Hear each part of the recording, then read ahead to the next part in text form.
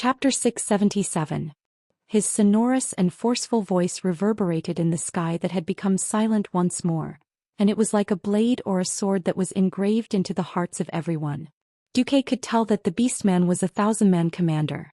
If it was the Warsong tribe of the past that had hundreds of thousands of warriors, a 1,000-man commander would not even be in the list. Now that the tribe had been crushed and most of the remaining Beastmen had fled back to the Dark Portal, losing 1,000 men was enough to make Grom's heart ache. It was not that Duque did not want to exterminate the Warsong Beastmen. Unfortunately, the Beastmen had found a way to deal with the Alliance, digging tunnels. Their main camp was in the future Hearth Valley, which was mostly mountainous. Then, the Warsong Beastmen who had awakened a strange talent almost hollowed out the mountain. If he faced Grom Hellscream on flat ground or in a forest, the current Duque had at least a 70% chance of killing him. With the help of the Windrunner sisters, it was 90%. In a place like the tunnels, where only the brave would win, if he did not drag corpses to revive, Duque would not even have a 20% chance of winning.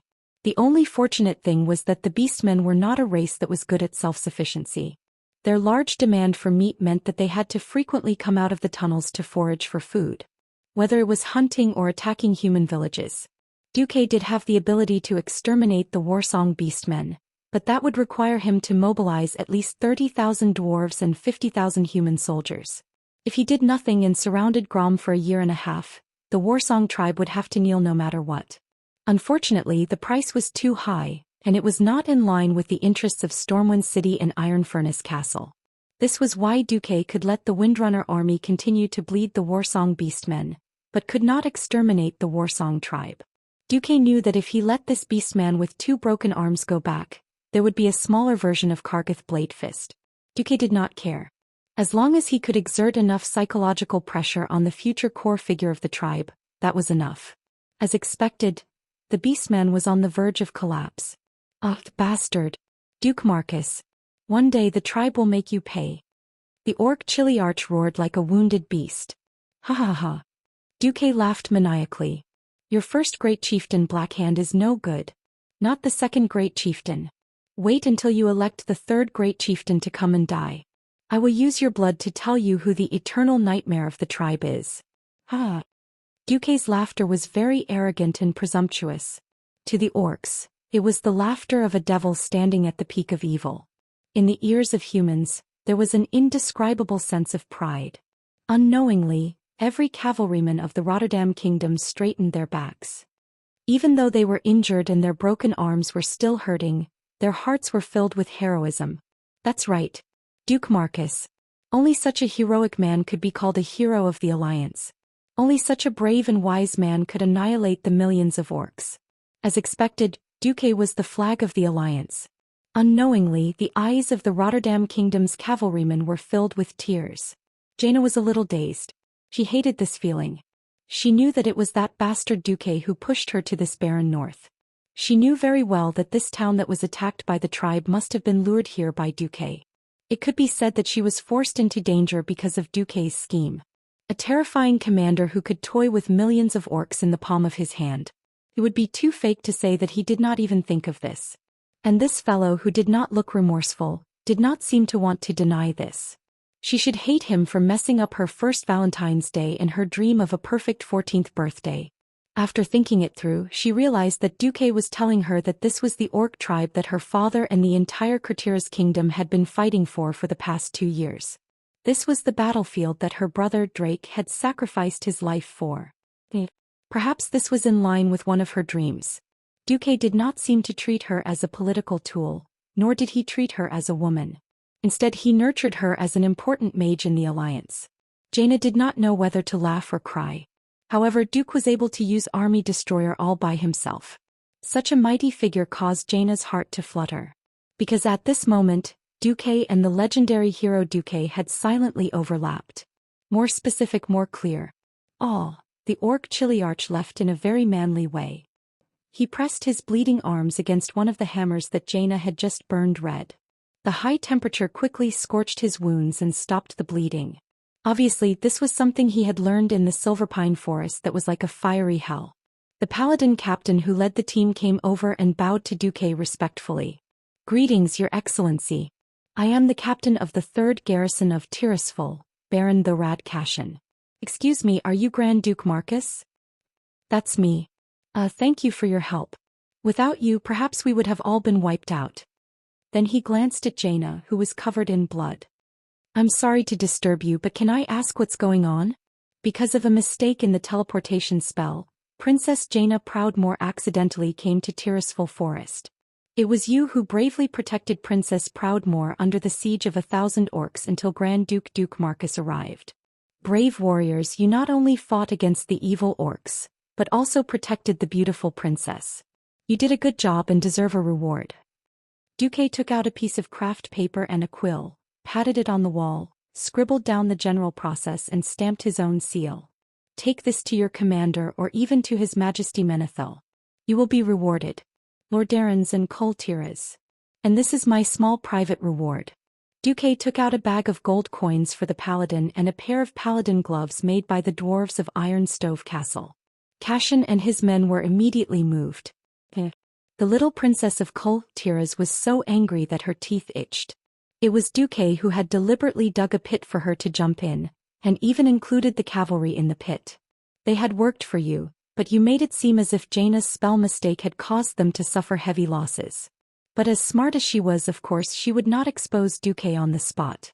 After politely thanking him, she teleported back to Karazhan with Duke, even quieter than a well-behaved wife. Chapter 678. After Duke and Jaina went out in Karazhan, Jaina's maids and attendants were all discussing it in private. The soul of gossip that had existed since ancient times was burning. Do you think that the Grand Duke and Her Highness will do that? Definitely. No one can resist Her Highness's charm. Now that Her Highness is the only princess left in the world, any normal man would know what to do. I still don't think they will go straight to home plate. That's hard to say. Isn't the Lake of Wind in the East Elven Forest beautiful? What if the scenery is too beautiful? Yeah. Back then I was mesmerized by the scenery of the sea, and then I lost my chastity to that bastard Anthony. Hey.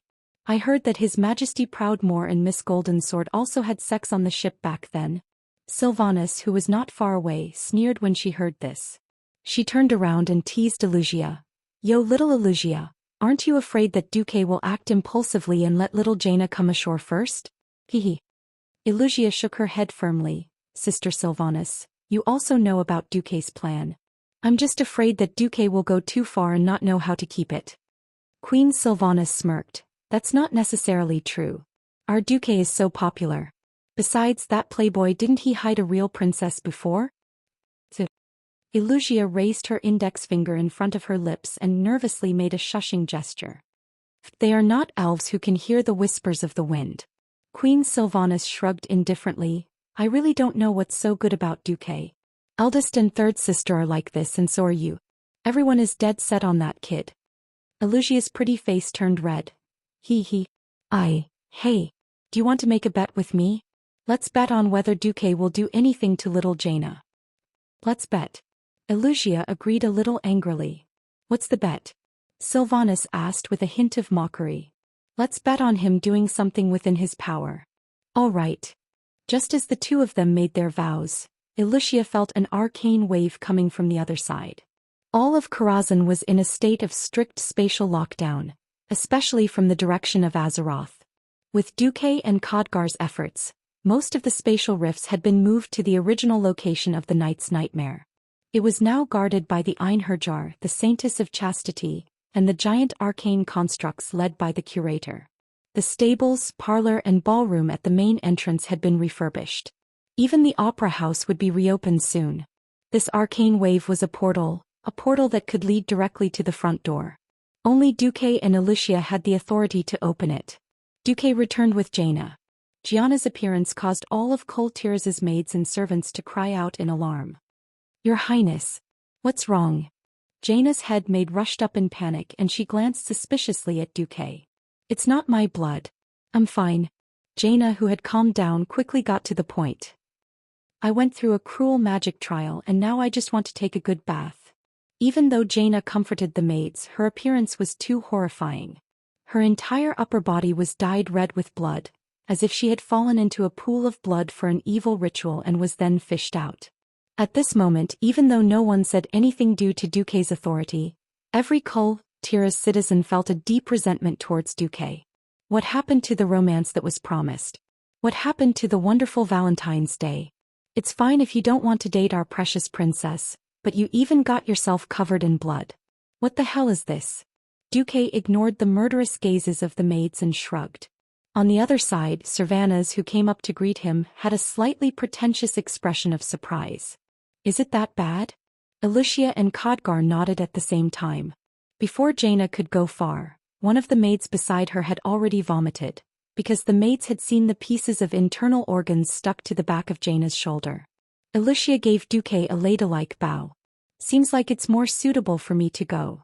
Although Alicia looked gentle and weak, she had fought thousands of miles with Duque in the past, and had seen even the most tragic of battlefields. She was 100 times better than the maids who had never seen blood. Alicia, this is my loss. Cervantes was very straightforward. Alicia waved her hand as she left, indicating that she had heard him. In the hall, only Duque and Cervantes were left. Yo, Duque, you really don't regret what you did? Regret what? His Majesty Dahlin handed his daughter over to an archmage who killed the most orcs in the Alliance as a disciple. He should have been mentally prepared for this. Duque looked indifferent. You're really willing to be so cruel to such a delicate little girl? Queen Sylvie put her hands on her hips in surprise.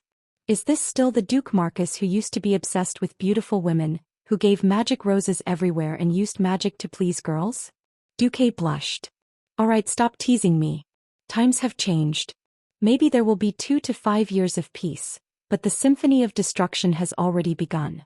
First, Jaina does have the talent to be a hero. Second, the one who can stand by my side in the end must be a powerful woman who can protect herself in any crisis. Cervantes was not stupid. She immediately realized that she was in Duque's hunting range.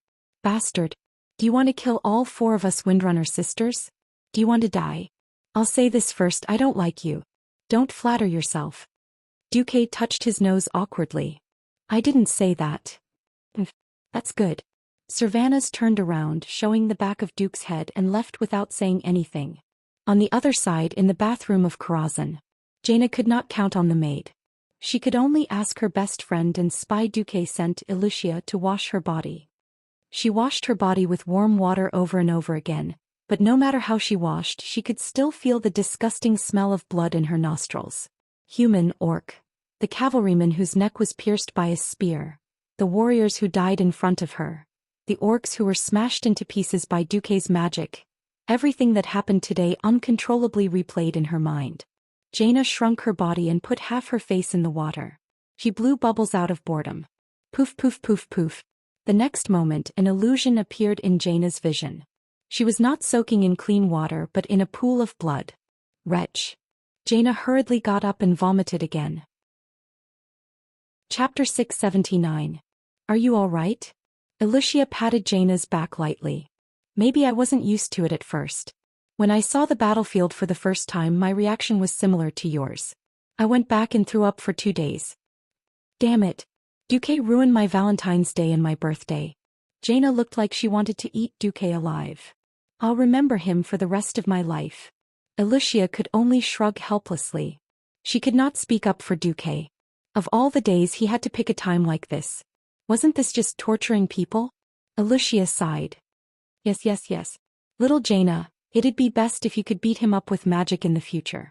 He's really despicable sometimes. Jaina was very smart. She could tell from a few words that Alicia was still on Duque's side. She had an indescribably strange feeling. Was this her best friend who was likely to snatch her man? Jaina decided to wait and see. Here, tell me more about Duque. Why are you starting to give in to him? No, to conquer an enemy one must first fully understand him. All right. So she had already become an enemy. Duque, don't blame me for selling you out. Of course, I don't believe that Jaina at this level can handle you. At this moment, in the master bedroom on the highest floor of Karazhan, Duque had returned with Aurelia and Sasha. Sylvanas continued to command the Windrunners Rangers in place of them. Sasha rushed over like a bird returning to its nest and gave Duque a kiss. Duque, I'm so happy. When you made this Valentine's Day, I almost thought you were going to make a festival in Stormwind just for Jaina's arrival. Aurelia took off her white coat and laughed. If this is also Valentine's Day, then this must be a bloody Valentine's Day. Sasha tacitly stepped aside to let her elder sister and Duke hug each other. After a round of exchanging words and tongues, Duque brought the two sisters to the table that had already been prepared. The nobles basically didn't talk during the meal, and even if they did, they would do so in whispers. But at Duque's place they didn't have to worry so much. They continued to chat as they ate. Speaking of which, do you really like Jaina's talent that much? Aurelia had always been curious. She didn't understand why Duque was willing to nurture Jaina with all his might, even though he clearly rejected Jaina personally. Duque cut off a small piece of steak and swallowed it. He wiped his mouth with a napkin and said, "First of all, her magic talent is top-notch. She's the same as Ronan, a Breaking Dawn great wizard." From Duque's mouth, this evaluation could not be said to be low. The Windrunner sisters froze. Then, given her identity as a princess, she'll be able to do a lot of things if there are any major changes in the Rotterdam kingdom in the future. But she had a very special characteristic, and that was that she was too rational. She was used to weighing the value of everything on both ends of the scale. This could be a good thing or a bad thing. In a bad situation she could be the next great trader, Pyranod. After hearing this, Aurelia couldn't eat any more. Then, it doesn't matter. That's why I gave her a strong dose of medicine. Regarding Jaina, Duque had actually thought for a long time. If it was according to the original history of Jaina, Duque would definitely kill her with a stick. Damn it, the so-called alliance with the tribe against the evil forces. This was equivalent to selling Dad, who didn't see the big picture and destroyed the cooperation between the tribe and the alliance, to Rexer and Thrall. When Dad died, he would come out and shed a few drops of tears. Looking at the original history, apart from that time when Mount Hyjal resisted the Arc-Herons, Jaina mostly flirted with the tribe when she shouldn't have. When she really had to ally with the tribe, Theramore, her life's work, was flattened by the great chief Braindead Roar, with a nuclear-level magic bomb, focusing Rainbow, causing her to lose her mind. At the end of the day, it was because Jaina was too smart and too rational most of the time, forgetting that human society was ultimately maintained by human emotions. Duque's strong medicine was the brutality of the orcs. In the original timeline, Jaina was younger than she was now. Jaina, who hadn't experienced the war at the Dark Portal, had grown up in the Dalajan, the sealed holy land of magicians. She hadn't seen the brutality of the orcs, so when she first came out after growing up, she felt more sympathy for the orcs who were enslaved by humans. She felt that the orcs were the victims, and she couldn't understand the hatred and bigotry of her father, Dylin, towards the orcs. Now Duque had taught her a very important lesson in advance. Talent could be cultivated, but heroes couldn't be replicated. It was simple. All education could be repeated, but life experience couldn't be repeated. Even if it was the same trial, exploring an unknown dungeon for the first time and sending people to harvest after the exploration were two completely different levels of tests. Originally, Jaina had been too successful. She had been raised like a Virgin Mary in a greenhouse. Now that Duque told her, "This world is cruel, and if you can't take it, go back and be a greenhouse princess," it would obviously change the course of Jaina's life. That night, when Duque fought with the Windrunner sisters, King Dylin of Kul Tiras received the news. Reading the magic message that was more than 1,000 words long, Dylin was stunned for a long time. His lover, Jaina Kingsword, placed her hands on his shoulders and massaged his shoulders. After Dylin's queen passed away, she was the actual queen. However, she had never tried to stand in front of the throne, nor did she try to make her and Dylin's illegitimate daughter officially join the royal family. She was satisfied with her current position, and she didn't want to cause any trouble for Dylin. Therefore Dylin trusted her very much. Duque really dared to do it. Dylin was conflicted. He didn't know if he should be angry or laugh. "He's been rejecting me since the beginning. His attitude hasn't changed at all," Jaina reminded Dylin. "I thought he was never a real politician. If he was the kind of man who constantly compromised for political victory, he wouldn't have become the Alliance's hero. Isn't that right?" "Bastard, I want him to be my son-in-law." Jaina laughed.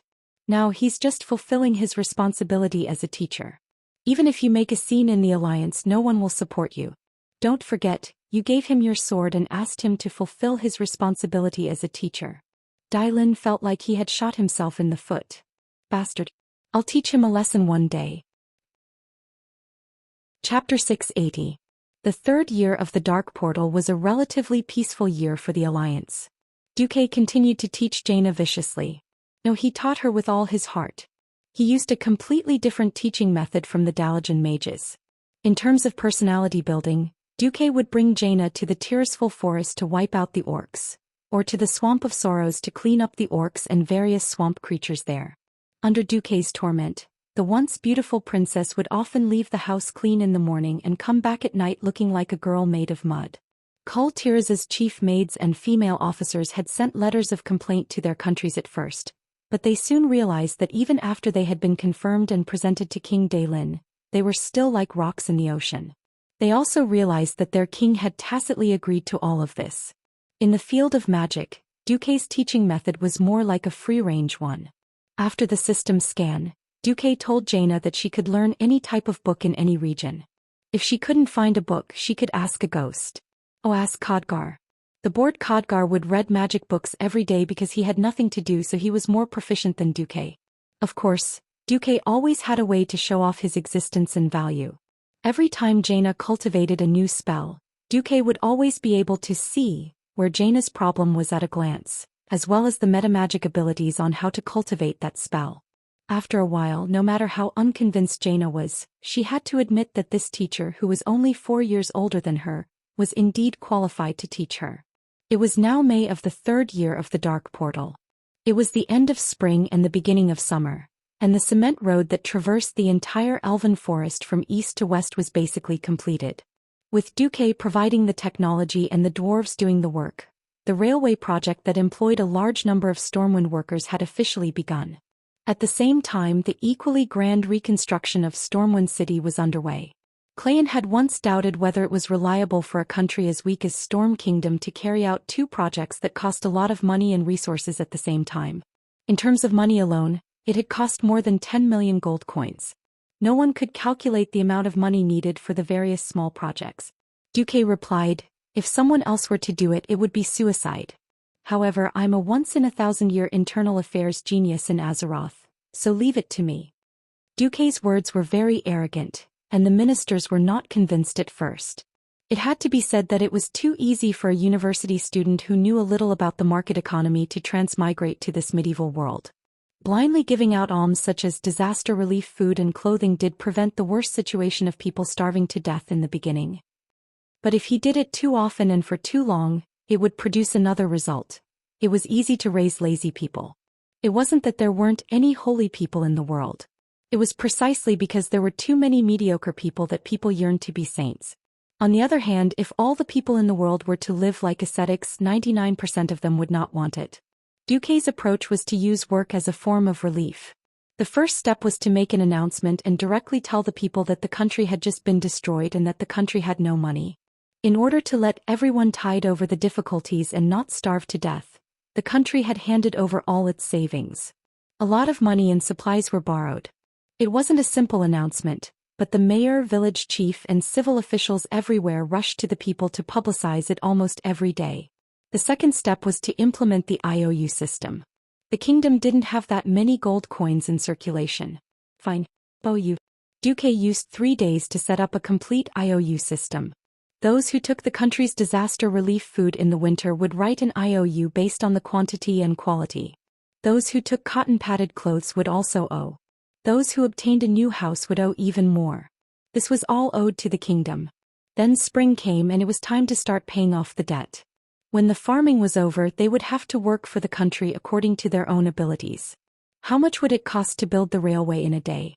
How much would it cost to join the patrol team? After a while, the people discovered, hey, working for the country to pay off the debt, in the end, they could still get a few more IOU every day, which could be used to exchange for necessary food and daily necessities. The IOU that Duque made couldn't be counterfeited because it was a magic item made by the magic apprentices he recruited. The cost of making the IOU itself far exceeded the value of the IOU itself. As a result, a complete internal circular economic system controlled by the planned economy was formed. It started operating in March for 2 months. When Lang cautiously came to Duque to ask how much the country owed, Duque directly gave him a deficit of 0. Oh no, it was a lot of surplus. Lang and the ministers of the interior were dumbfounded. Lang was already mentally prepared to sell the land and the state's assets so that the people could live a good life. Anyway, most of the nobles had been wiped out before, and their fiefs had fallen back into the hands of the Rin family. It was still possible to live by selling the land. Now Duque actually told him that not only did he not suffer a loss, but he also made a huge profit. Lang didn't understand. The ministers of the interior didn't understand either. Duque shook his head as he explained. Let me tell you, IOU is actually gold coins. It's just that I took advantage of everyone's gratitude and secretly lowered their wages. Then I created a market environment where gold coins can't buy things, but IOU can. This caused everyone to unknowingly do a lot more work for the kingdom. Now we don't need to spend money to feed the people and we don't need to spend money to rebuild. But we still receive the gold coins from the countries of the alliance. That's the money for building the watchtower. However, a very important part of the initial investment was to build this railway across the elven forest. I used this to invigorate the market economy of Stormwind. In addition, because of the smooth transportation, the specialties of the various regions of Stormwind have also begun to be collected by the kingdom. The kingdom will sell them directly to the maritime merchants of Kull, Tiras, and convert them into foreign exchange. So in the latest March and April, the kingdom has a monthly surplus of about 1.2 million gold coins. After Duque finished calculating the accounts, Lang and the ministers of the interior were all on their knees. Unfortunately, due to cultural differences, otherwise they would all write the word convinced to Duque. Duque smiled and looked into the southeast. His gaze seemed to pass through space and fell on the door of darkness thousands of miles away. Sorry, tribe. Our alliance has revived ahead of schedule. What about your tribe? The tribe on the other side of the door of darkness. Very bad.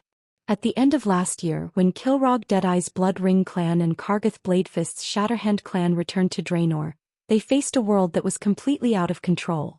The tribe that had lost its chief once again returned to the chaotic state of the clans. Almost for the entire winter, the clans were fighting each other. Chapter 681. In the First and Second War of the Dark Portal, the Horde was arrogant and seemed to have an endless number of troops. It was largely because of the worsening natural environment of Draenor. The reason why Dan was able to lure so many beastmen to their deaths was very simple. Since they were all fighting and killing each other rather than letting so many fierce beastman tribes fight each other for a smaller and smaller piece of cake, it was better for everyone to go to another planet and fight for a bigger piece of cake. However, with the defeat of the Horde and the fall of the strongest clans in Azeroth, the lack of resources in Draenor seemed to have become less scarce. The Blackrock clan, which was originally the #1 clan, claimed to have 500,000 warriors at their peak. Of course, this was an exaggeration, but there were definitely 300,000 adult orc warriors, and most of them were absolute elites who had experienced the war with the Draenei. Unfortunately, they were weakened by Duque's many tricks, and even the last seed was lost in the sea in the southeast of the Lordaeron continent. The only remaining clan was the Blacktooth clan, which was split from Blackhand's two sons, Rend Blackhand and Maim Blackhand. After chasing after Dan, they directly left Orgrim's control. It could be said that the absence of the Blackrock clan had freed up the living space of at least 3 first-rate clans for the entire Horde. Then there was the Warsong clan, which was second only to the Blackrock clan. Unlike the original history, the Warsong clan was thrown into Azeroth early in this war. Now, after Southshore and Silverpine Forest suffered a series of heavy losses, the entire clan was trapped in the Tirisful Glades. Then there was the Frostwolf clan, which was also one of the first-rate clans. They were not much different from the original history, and were directly banished to the Alterac Mountains before the official start of the First War of the Dark Portal. Then there was the Storm Predators and the Blackscar clan, which were at the bottom of the first-rate clans. Finally, there was the Blood Ring clan, the Shattered Palm clan, and the Dragonmaw clan. These were the 3 first-rate clans that suffered heavy losses, but still returned to Draenor. Unfortunately, due to the significant decline in population and warriors, they had become second-rate clans. All in all, the first-rate clans had nearly 1 million people empty, and this did not include the losses of the second-rate and third-rate clans. If the orc laborers who had always been ignored by the chiefs were included. In the 2 wars of the Dark Portal, the Horde had lost more than 2 million people. If anyone checked carefully, they would find that more than 1/3 of the warriors had drowned in the sea. The alliance had to give Duque a thumbs up. In the tribe, population and warriors were synonymous with territory. Without population and warriors, there would be no territory. There were more vacancies than in history, which led to a new round of reshuffling of power. When Orgrim was still around, none of the clans that stayed in Draenor dared to make a move even though they knew that the chief was still alive.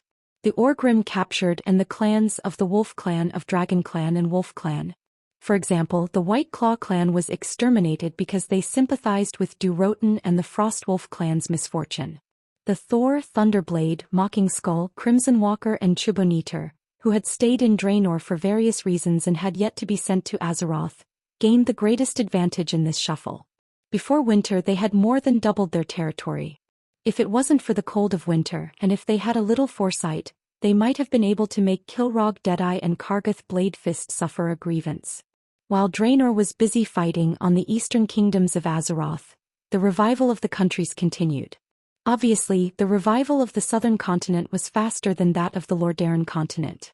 In the north, whether it was the Silverpine forest that had been burned to the ground or the Warsong orcs in the Tirisfal woodlands, Tyrrhenus could not do anything.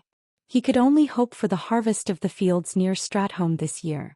After all, it was away from the forest, and the orcs would not dare to come out and face the knights of Lordaeron.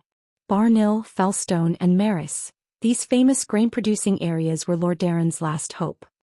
He even hoped that if Deathwing became the king of Alterac, at least Alterac's 10,000 acres of fertile land in Hillsbrad could be temporarily given to Lordaeron.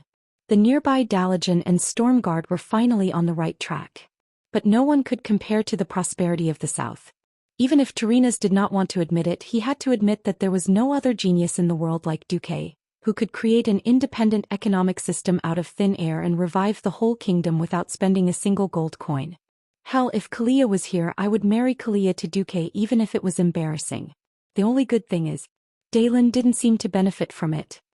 Tyrrhenus had thought of imprisoning Kalia for life because she had embarrassed the Menethil royal family. But when there was a greater benefit, Tyrrhenus hoped that his dead daughter would crawl out of her grave so that he could sell her again. This was the despicable politics of the royal family. When everyone's attention was on Stormwind, one day in mid-May, Antonidas suddenly received a request for a meeting from Duque. It was not an urgent request but one that went through diplomatic procedures. The former Dalagen mage, Lady Alicia Barov, personally submitted it to the Foreign Affairs Department of the Kirin Tor Parliament. Even though Antonidas was obsessed with magic experiments, he still received Duque the next day. "Oh my dear Duque, I thought you had the blood of dwarves in your veins. Railways? Trains? Looks like you're better at dealing with dwarves than you are at being a mage. Alright, what brings you here?"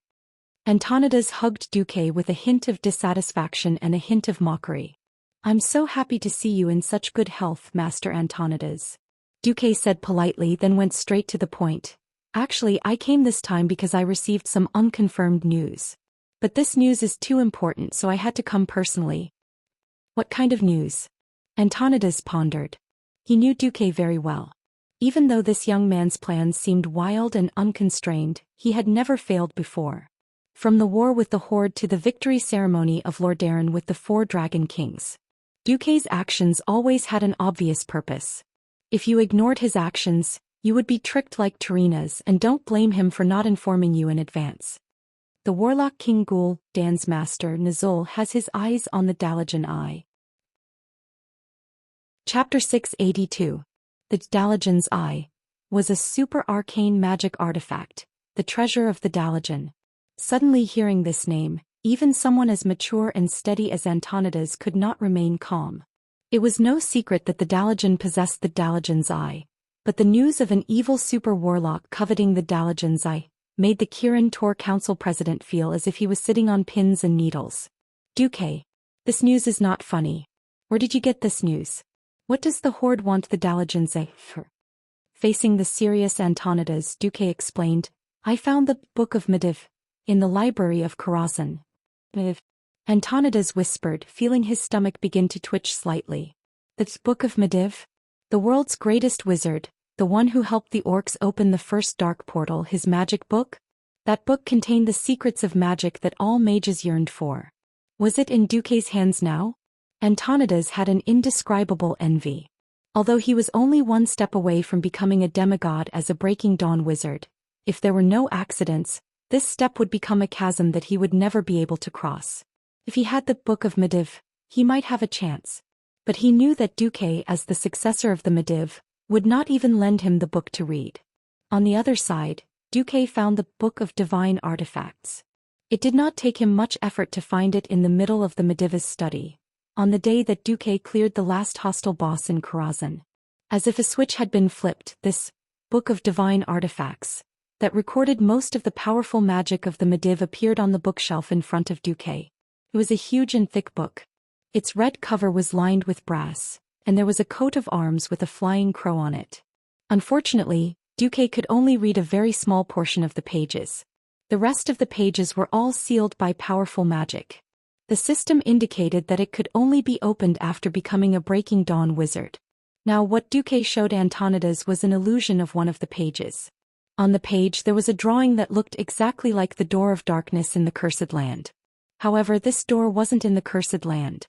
Looking at the drawing of the surroundings, it seemed to be in an unknown world. This is, according to the demonic language that I deciphered, there are two dark doors.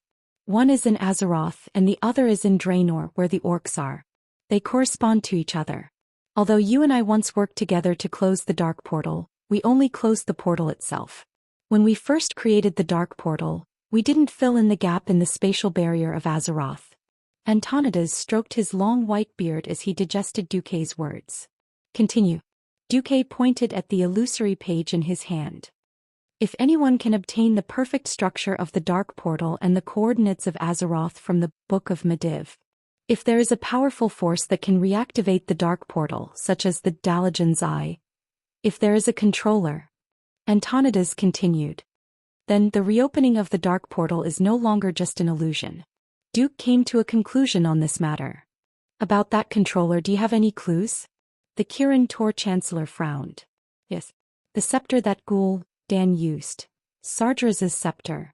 According to the orc captives, Ghoul Dan led his clan to abandon their tribe and went to the tomb of Sardra's in the Endless Sea, hoping to obtain the power of the fallen titan from Sardra's corpse. Obviously he failed. The orc captives said that Ghoul Dan was drowned by the demons that escaped from the tomb. The tomb of Sardra's. Just hearing about it gave him a headache. If it was during peaceful times, Antonidas would definitely not mind summoning a group of bored mages to explore. After all, they were Dalajan mages. If they didn't die in an explosion in the laboratory, they would die in all sorts of suicidal incidents. Only 1 out of 100 would have a good ending. What's the attitude of the Dragon Slumber Shrine? It seems like the dragons are temporarily unable to enter. However, Alexstrasza promised to send a small team to monitor the area and kill any demons that come out. Antonidas sighed. It seems like we don't have any good ideas in the short term. Yes. I'm also here to remind you to take good care of the Dalajan's Eye. In my opinion, as long as the 3 artifacts do not fall into the hands of Nizul, the Alliance will not be in greater danger. At least we won't have to face the 3rd war of the Dark Portal for the time being. Well, thank you for your notice. I will immediately convene a meeting of the Kirin Tor Council to discuss this matter and strengthen the level of protection for the Dalajan's Eye. Duque followed up with a few words and left. Through the portal, Duque returned to Karazhan and saw Aurelia, who had returned to rest. Without saying anything, Duque directly embraced this noble and wild female elf into his arms. Duque, what's wrong today? The female elf sensed that the atmosphere was not right. After a few seconds of silence, Duque suddenly said, Aurelia, do you believe in fate? Aurelia's brilliant golden hair seemed to be shining, and her sexy red lips curved into a smile from the bottom of her heart. I do. If there was no guidance from fate, how could I possibly fall hopelessly in love with a human child like you? Then do you believe that fate can be changed? Leaning her head on Duque's shoulder, Aurelia enjoyed this quiet embrace, gently using her chest to feel Duque's powerful heartbeat. 2 years ago, when Stormwind City fell, didn't many people also believe that in the face of a powerful tribe, destruction was the only fate of humans? Then who led them to launch a counterattack and finally to victory? Duque smiled. Yes. There was nothing to be afraid of. According to the original history, Aurelia would have joined the Alliance expeditionary force to counterattack Draenor, and then completely disappeared in that terrible big explosion, and was regarded as dead by the Alliance. But so what? I have already changed the fate of too many people. Lang, Lillis, Lothar. These important figures who had sacrificed themselves heroically in history were still alive and kicking at this moment. Lang was teaching the little Prince Varian. Lillis was still happily traveling the world. Anduin had just won the arm wrestling competition in the army. The only one who died before the notification seemed to be Nesario. What else do I have to be afraid of? Chapter 683. The reason why conspiracies were terrifying was that they were hidden under all appearances. The cheating behavior of a transmigrator knowing the plot was, in fact, an unreasonable act of penetrating the fog and reaching the essence. Now the only thing that Duque could not be sure of was another thing. Why did the robbery team sent by Nazul succeed so easily and snatch the 3 artifacts? One of the most important reasons was that the Wings of Death, Nesario, had intervened. With the help of the former dragon aspects, the Eye of the Dalajan, which was stored in the most tightly guarded treasure vault of the Dalajan, was no different from an exhibit in a glass window. The problem was, Nesario had already been killed by Duque. If the theft of the 3 artifacts had failed, the door of darkness would not have been completely opened again, and there would have been no expeditionary army, and there would have been no Draenor explosion. Oh, this is awesome. Just thinking about it makes me feel good. I don't have to work so hard anymore. Duque hugged Aurelia tightly. It was a feeling of wanting to rub his lover into his body and become one with him. Smelling the fragrance floating between the golden hair, Duque swore to himself, "Come on, Nazul. I don't care if you're the first orc shaman or the powerful Lich King. I've already dug a big hole for you. Let's see when you jump into the hole." Strategies were especially effective when one's strength was insufficient and one had to fight the strong with the weak. When one's strength was strong enough to defeat the enemy, then it would be meaningless for the enemy to play any tricks. In the 3 years of the Door of Darkness, the whole year was spent in the midst of the kingdom's reconstruction. In May, Stormwind announced the implementation of compulsory military service. Every adult man over the age of 16 must undergo 3 months of military training. In addition, women who mastered the skill of the javelin would receive additional rewards. In June, the steam crane jointly improved by Duque and the dwarves was introduced to the reconstruction site of Stormwind City. The reconstruction work was greatly accelerated. At the same time, the Alliance built the watchtower in the Cursed Land. In July, the Stormwind engineering team, under the cover of Duke Marcus' private corps, paved a cement road to the Reedridge Mountain in one go, reaching the entrance to the Swamp of Sorrows. In the same month, a large number of Murlocs and Nagas entered the swamp and fought fiercely with the swamp creatures and the orcs wandering in the swamp area. The supply route to the Alliance's barracks in the Cursed Land became smoother. In August, because the first batch of summer grain in the western wilderness had a good harvest, a large amount of grain was transported to various parts of the Elven Forest through cement roads, quelling a possible food shortage. At the end of September, the Elven Forest had a bountiful harvest, and the whole country rejoiced. In October, the construction of the cement road that connected the entire Swamp of Sorrows from the north to the south was completed, and many sentry towers were built along the road. In November, before winter completely set in, the double-track railway that traversed the entire Elven Forest was completed. This meant that the triangular junction area from Stormwind City to the Reedridge Mountains could now be reached in 2 days. Trains that used early steam engines could now pull 4 carriages at a time, transporting nearly 1,000 soldiers to the Red Ridge Mountain quickly. It was said that a newer type of steam engine was already being developed.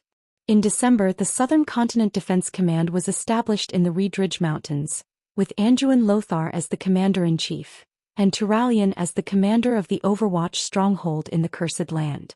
While the Alliance was vigorously rebuilding and preparing for the upcoming war, what were the Horde doing? The Horde was still fighting. A spiked battle-axe modified from a giant beast's lower jaw was brandished by its owner, its speed and power so astonishing that when it struck its target, it already released a sharp whistling sound in the air.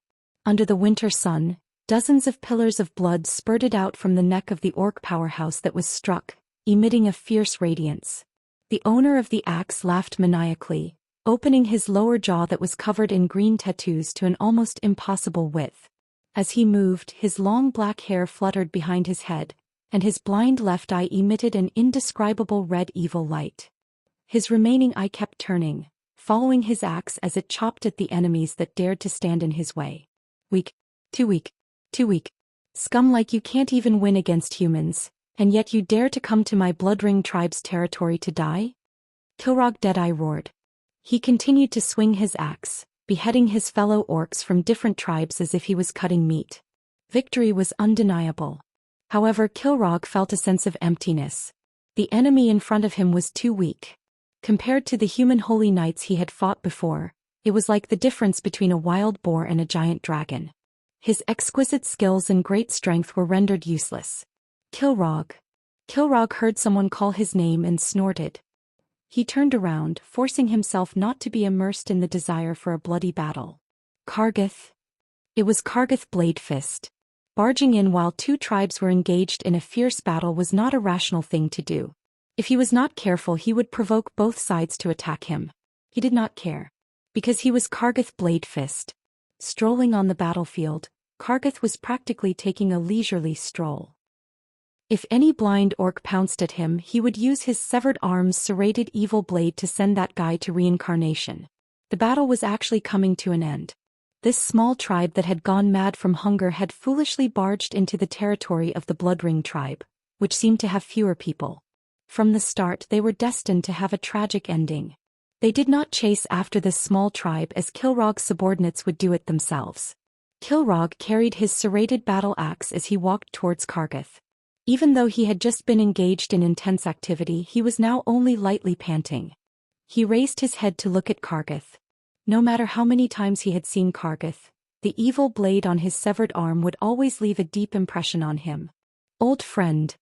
Kilrogg waited for the leader of the Shattered Palm tribe to walk to his side. They held each other's hands tightly. Of course, it was the right hand. Kilrogg did not want to hold his opponent's blade. Looks like your tribe hasn't recovered yet. You should learn from my tribe. Kargath revealed a rough and cruel smile. Kilrogg rolled his only remaining eye. You bastard, do you think anyone can learn from your Shattered Palm tribe? Directly cutting off an arm and equipping it with a blade is equivalent to joining the tribe. Thanks to this cruel yet simple and effective action, the Shattered Palm tribe's population rapidly expanded. The Bloodring tribe will rise again. However, have you had enough of this boring internal strife? Yes. If it wasn't for Ghoul, Dan, we would have won long ago. Chapter 684. These two powerful chiefs were convinced that all of this was Ghoul Dan's fault. On the main road of Draenor, the plains that were originally covered with trees and vegetation had become lifeless. The trees that were once full of vitality had all withered, and the sky that was originally blue had now become as red as blood. All of this was because of those warlocks and their endless thirst for power. Not only that, they had destroyed Draenor, but Ghoul Dan was the mastermind behind all of this. It was also because of his fault that the tribe was unable to defeat the Alliance and conquer that world called Azeroth. This was all because of that cunning warlock, and his people had betrayed the tribe at a crucial time, and went to that damned demon King Sarger's mausoleum to seek power, causing the front lines to collapse. What should we do? You're already the wisest chief I know. You're not as good as me in battle, but I'm not as good as you in intelligence. Kargath didn't hide his weakness at all. I'm not as good as you in battle. The place where Kilrogg's Deadeye was emitted a dim red light, but this light disappeared in a flash. He didn't need to argue with Kargath. He was very clear about how ruthless Kargath, the madman who had broken his own arm when he was imprisoned by the ogres, and who had killed his way out of a mountain of corpses and a sea of blood, was. Once he provoked this battle maniac's desire to fight, then the outcome wouldn't be decided in a day or half a day. First, we need to form a new core of the tribe. Core? Yes. A powerful clan alliance that all the clans have no choice but to acknowledge, just like the Blackrock clan in the past. Without a powerful core as a flag, that group of people with brains full of muscles who only see the increasingly smaller hunting grounds in front of them won't listen to anyone. Kargath muttered to himself for a moment. The Blackrock clan is destroyed, but if only the Warsong clan was here. Yes. It's a pity that Hellscream is trapped in Azeroth. This was a chain reaction. If only one Blackrock clan was kneeling in Azeroth, then there would naturally be a second and third clan that followed closely behind. However, it was precisely because he was clear about the structure and relationships of the tribe that Duque acted very decisively. Getting rid of Blackstone, trapping Warsong, crippling Blood Ring, Dragon's Maw, and Shattering Palm in addition to Frostwolf, who had already been exiled to begin with. This was no different from wiping out the top 5 clans of the Horde. Right now the tribe was without a leader. Duque did not know that he had pushed the tribe too hard in the Second War, which directly led to the delay of Nuzul's emergence. What's more, he didn't know was that at some point in the future, an intense argument had already broken out about his existence. In an illusory, incorporeal spiritual space, several voices were arguing loudly. Duke Marcus is definitely a desecration and destruction of the timeline. Let's be clear. We Bronze Dragons are the protectors of Azeroth first and then the protectors of time. Are you sure this Duque is on the Guardian's side? One of the possibilities we have deduced is that he will become the Lich King. That's only one out of 1,024 possibilities. Why don't you say that there's an 82% chance that it will become better? There's a 17% chance that it will remain the same? No, tampering is tampering. We must give him a warning. Kara, stop right there. The Bronze Dragon King Nozdormu at that point in time has clearly rejected all interference from us. Even if you return, it will be meaningless. Your power will be weakened to the point where you're weaker than a mortal. All right. I'll compromise this time. Next time I'll do it myself. Speaking of which, it was inevitable that Duque would incur the wrath of the Bronze Dragons of the future timeline. Because this guy had already begun to play with the changing of the era. If the previous Azeroth was said to have a typical medieval worldview and magic, then now Duque was single-handedly pushing Stormwind City and Iron Furnace Castle from the Middle Ages to the Renaissance. In fact, Duque really wanted to push Azeroth to the Industrial Revolution in a short period of time. Unfortunately, the 3 dwarven races that represented the highest technology in Azeroth, dwarves, gnomes and goblins, had all chosen the wrong technological talents. It was not an easy task to retract all of their unreliable ideas of seeking death. At first, Duque wanted to promote the use of rifles in the human army. Unfortunately, the level of firearms in this world was currently at the level of those that use solid bullets. Not only was the barrel thick, it could not fire continuously at all and it could easily explode. When the enemy was charging, arrows could generally be shot 3 times, but this time was only enough for 1 shot from the gun. Even something like a 3-shot shot was not enough to make up for this substantial firepower deficiency. So, Duque had to continue playing with shields and spears in the front row and spear throwers in the middle row. The only big change was that Duque had introduced the dwarven mortars. The mortars of this era were not standard mortars. They were more like support short-barreled cannons, but Duque had improved the cannonball and the gunpowder of the cannonball. The original solid cannonball was replaced with hollow iron balls filled with iron pellets to increase the destructive power of scattering. The gunpowder was changed from adding gunpowder powder each time to storing the gunpowder in a gunpowder bag wrapped in oiled paper. When ignited, the gunpowder would still ignite, but the time needed to add the gunpowder was shortened and the rate of fire increased. Duque began to train the mortars. After all, this could increase the firepower of the soldiers in short-range firepower support. Standing at the shooting range of the Overwatch fort, watching Duque's mortar team fire shells at a rate of 2 per minute. Each shell could accurately blast more than 10 armored scarecrows into pieces. The high-ranking officials of the Alliance were speechless. It feels like we spend 10 years to train a knight and he's gone in a minute on the battlefield. It's not as good as training a group of mortars for 3 months. Anduin had his hands on his waist helplessly. Duque shrugged. It's not like you haven't experienced the Battle of Blackrock Mountain. If it weren't for the dwarven steam tanks, would we still be standing here talking so leisurely? Yes. Technology is the #1 productive force. The gnome great craftsman Jurban recited Duque's famous saying. Anduin looked at the huge steel vehicle that came from the north, passed through the drawbridge and drove into the Overwatch fort along the huge tracks on the drawbridge. He sighed deeply. I didn't believe in technology in the past. Even though I've been to the Iron Stove fort, I still can't imagine that it only takes a day to cross the entire elven forest. It only takes 3 days to get from Stormwind City to the Overwatch fort. Anduin Lothar, who had stayed in the unbuilt Overwatch fort for a period of time, knew very well what a miracle it was. Chapter 685. Dark Portal Year 4, October 16th.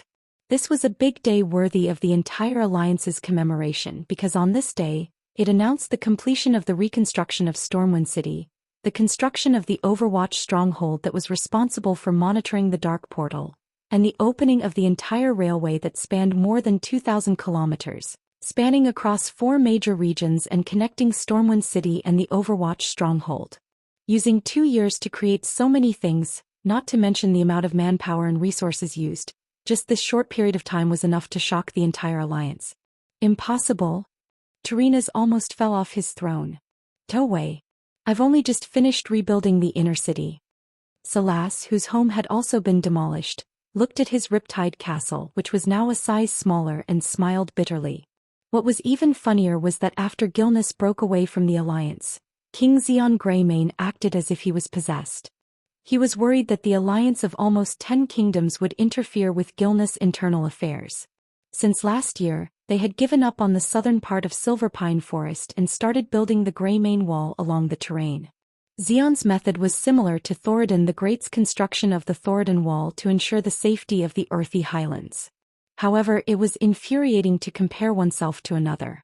Gilnis had only just finished building a wall, but it was already announced that both cities had been completed at the same time. Old Jean's face was slapped so hard that it was bright red. That's impossible. How did Duque do it? Xian cursed from his throne. I heard that he boldly used goblins to help him and even pulled over a lot of giant arcane puppets. Gnomes? Arcane puppet? Duque must be crazy. You can't blame Jean for saying that. Almost all of the intelligent races on the continent didn't have a good impression of the gnomes. They only knew how to destroy things without building anything. No matter where they went, they would create a foul atmosphere. However, it also depended on how it was used. No matter how unreliable the gnomes were, there were a few things that allowed the gnomes to be at the forefront of the world. The first was the goblin lumberjack. These gigantic robots were as tall as 2 people. Even though their terrible fuel engines produced ear-piercing noises all day long, and they constantly produced pungent smoke, the efficiency of the goblin lumberjacks was far above all other races. Even the thick-shouldered orc laborers couldn't compare to these robots that had sawtooth circular chainsaws installed on their arms. The second was goblin gunpowder. Don't think that the goblins were a bunch of fellows who were adept at using gunpowder and shouting, "Explosions are art." Another way to use the goblins was to use them to blow up mountains. The ground of the elven forest was mostly flat. After laying gravel and wooden ties, the rails would be very stable. Starting from the Red Ridge Mountain, it was no longer possible. The rugged Red Ridge Mountains originally only had a narrow, winding path. To get the trains through, it must be widened. When Duque chanted the mysterious spell that had always been effective against the gnomes, I'll give you a lot of gold coins. Afterwards, countless goblins' eyes turned red as they howled and charged up the mountain with explosives. The continuous explosions could even be heard dozens of kilometers away in the East Cove lumberjacks. The crazy goblins blew up rocks and themselves into the sky. Within 3 months, they blew up the canyon near the triangular intersection into a basin and turned the natural moat into a passageway. According to the original agreement, after the completion of the project, Duque would pay more than 15 million gold coins for the cost of blowing up the mountain. Every big boss in the Alliance was shocked to hear this amount of money. However, one night half a month before the project was completed, an accident happened. For some reason, a rumor was leaked that the Red Dragon Queen Alexstrasza had helped to eliminate a big demon in the Blasted Lands. As a reward for the Red Dragon army agreeing to leave a small team of red dragons in the Blasted Lands, Duque prepared a sum of up to 1 million gold coins for the queen. That night, a few groups of goblins risked their lives to sneak into the queen's temporary cave in an attempt to steal the gold coins. In the end, the queen was furious and went on a rampage. She killed nearly 1,000 goblins at the campsite and burned them all. F***ck. In the spirit of a fair and just contract, I invited you to work for me. But you came to steal the money of the Alliance's most important ally. I'm hiring workers, not thieves and swindlers. Duque waved his hand and told the goblins to scram. At first, the goblins wanted to argue and ask if they could get half of their wages, but Alexstrasza, who was beside them, shouted, "Scram." If you talk any more nonsense, I'll burn down your hidden treasure bay. If one had to ask what was the difference between a goblin boss and a normal goblin boss, it would be that the goblins had some brains. They knew that the goblins couldn't afford to offend the red dragon. If they had to blame someone, they could only blame themselves for not controlling their brainless subordinates to steal the red dragon queen's treasure. The queen unleashed a wave of dragon might and the goblins ran away in fear. Then they didn't even have to pay the 15 million gold coins. A few big bosses in the alliance turned around and wondered if Duque had purposely blackmailed the goblins. That's right. He did it on purpose. The goblins were a race that only cared about money. As for moral integrity, they would sell it for money. They could work for the beastmen, the dragons, or the fire elementals. Whoever offered the highest price, they could sell off their previous employer in the next second. Last year, Dahlan had taken the fleet of Stormwind and the fleets of the two countries to Hidden Treasure Bay to cause trouble for the goblins. The goblins had to cede territory and pay reparations. They had to hand over almost all of their warships. This year they finally had a big deal. The goblins had used up almost all of their gunpowder stocks. Who knew that apart from the 1 million gold coins down, they wouldn't receive anything more? The goblins were furious and aggrieved. Although they had doubled the price of the cheap gunpowder and added a zero at the end, they still felt that Duque had cheated them. This time they had been cheated by Duque. Yes, Duque had indeed cheated them. So what? Duque would never let these bastards join the alliance. Moreover, in the original history the goblins were on the Horde's side. After using them he would kick them away. Moreover, the entire alliance was cheering. The last key to quickly building Stormwind City and the Watchtower was the arcane puppets. These humanoid puppets, which were over 5 meters tall, were not rare. They could be seen everywhere on the streets of Silvermoon City. The puppets only needed a mage apprentice to control and were quite useful. They worked without complaint and could easily lift 10-ton boulders. Arcane puppets were the ones who built the core of the sturdiest outer wall of the Watchtower. They carried the cut boulders and stacked them up one by one. A single puppet could do the work of hundreds of people for a day. Chapter 686. Unfortunately, there was a serious problem with the arcane puppet. It consumed a lot of mana. A magical jade could only allow it to work for an hour. According to the Dalajan's calculations, this meant that the cost of using an arcane puppet for an hour was more than 100 gold coins. In the eyes of the allies, how was this building a city? It was like piling up gold coins on the ground and melting them. If it wasn't for Duque's confidence when the door of darkness closed, and the possibility that it would reopen within 2 years, the big shots of the alliance wouldn't even be willing to fork out so few people, not to mention the 5 million gold coins that they volunteered after seeing the scale of the project. However, seeing that Duque was the only one paying, no one dared to ask where the 5 million went and what it was used for. Anyway, all the ministers swore that if it were them, considering the harsh geological conditions and the serious supply and manpower problems, the 5 million would only be enough to build the walls of the Watchtower. Barbicans, turrets, arrow towers, and the outer bastions were all out of the question, not to mention building a train station inside. Who could be like Duque, rebuilding 2 cities in one go and building a complete high-speed supply line? King Lang stood beside Duque. Now that the Watchtower is built, you can breathe a sigh of relief, right? Duque nodded. You can say that. Anduin was more concerned about another problem. What if the tribe doesn't come in 2 years? I'm 90% sure that they will come. If they really don't come, I'll just let the Marcus family guard this place for generations. Duque pursed his lips. He didn't believe that the Burning Legion could wait that long. You're really willing, you're only 19 years old this year. For Azeroth. As Duque spoke calmly, the moral integrity he inherited from Alonso's fail began to echo with Duque's will, causing his body to emit a faint holy golden light. That was the will of a saint and also the will of a hero. It was as if the young Duque's soul had sublimated because of this sentence. For a moment, everyone around was filled with respect for Duque's words. Yes, for Azeroth. Lang and Anduin stretched out their right hands in unison with their palms facing down and the back of their hands facing the sky. They stacked their hands together and looked at the crowd at the same time. For Azeroth. The bronze-bearded dwarf King Magni was relatively short, and he directly grabbed the hands of the great dwarf craftsman Jurbin and his kinsman Kudrin. For Azeroth. Dalen and Salas smiled and put their hands on it. We are all doing this for Azeroth. Antonidas and Tarinas placed their oldest palms on the highest point. The war was over, but a new war was bound to come. Perhaps every country had their own interests and concerns, but in the face of a huge threat that could destroy all of them, they had no choice but to ignore their differences and stand closely together. Duque also put his hand on it. Yes, let's work hard together.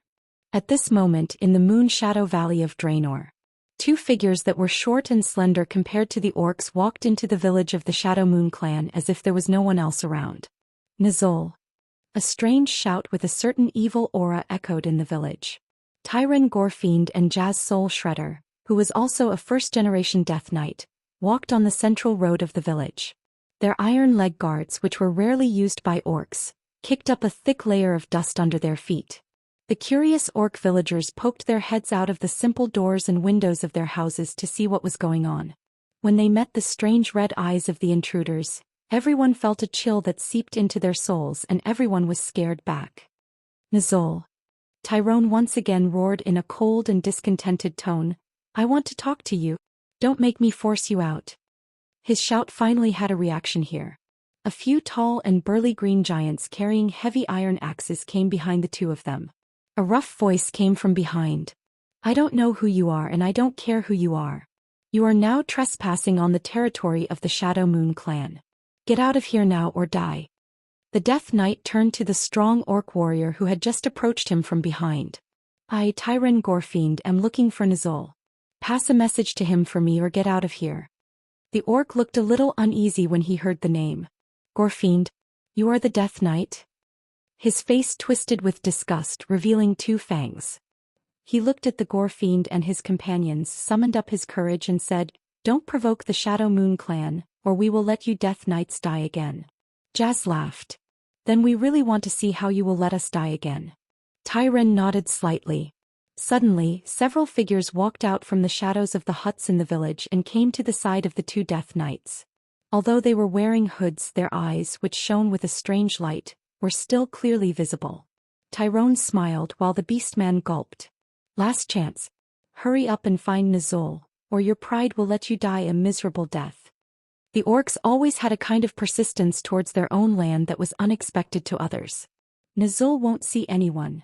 Although he had begun to sweat, it was clear that he was clenching the axe in his hand. Oh. Tyron sighed softly. His lungs that had long since decayed inhaled a mouthful of air and exhaled, issuing a strange whistling sound. You can die now.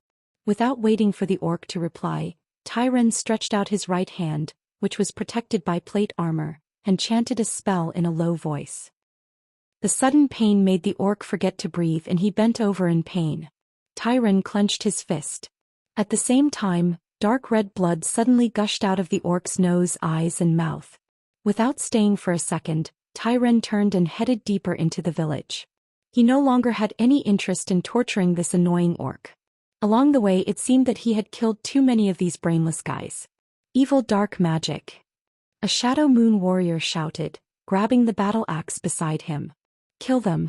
Otherwise no one will be spared. His roar was echoed by several orcs around him and they all raised their weapons and rushed over. Tyron Gorefiend turned around like lightning, his glowing eyes narrowing. Since you want to die, I'll just kill you all and find Nizol myself. Chapter 687. This time he spread his hands forward at the same time, and the surging power of darkness condensed at his fingertips. A second later, as if a powerful mage had thrown a big fireball, the power of darkness exploded in front of the orcs like black flames, easily sending the orcs who had just rushed over waving their battle axes flying. They lay on the ground howling in pain. Stop. Enough orc blood has been shed. An old orc's voice came through the air, echoing in the ears of all the orcs and Death Knights. The majestic voice itself had a mysterious power that made people unconsciously obey it. Tai Long put his arms down and the Death Knights retreated in unison, forming a line behind Tai Long. Every pair of scarlet eyes stared at the leader of the Shadow Moon clan who appeared in front of them. Nizol, you've finally come, Tai Long Gorefiend said lazily, standing in a pool of blood. In the next moment he felt the old orc warlock's anger. The Shadow Moon clan has too many settlements, and it's too troublesome to find them one by one. I had to do this in order to get your attention. He turned to Nizul and was surprised to find that Nizul's face seemed to be smeared with a layer of white powder. It was deathly white and his whole face looked like a skull.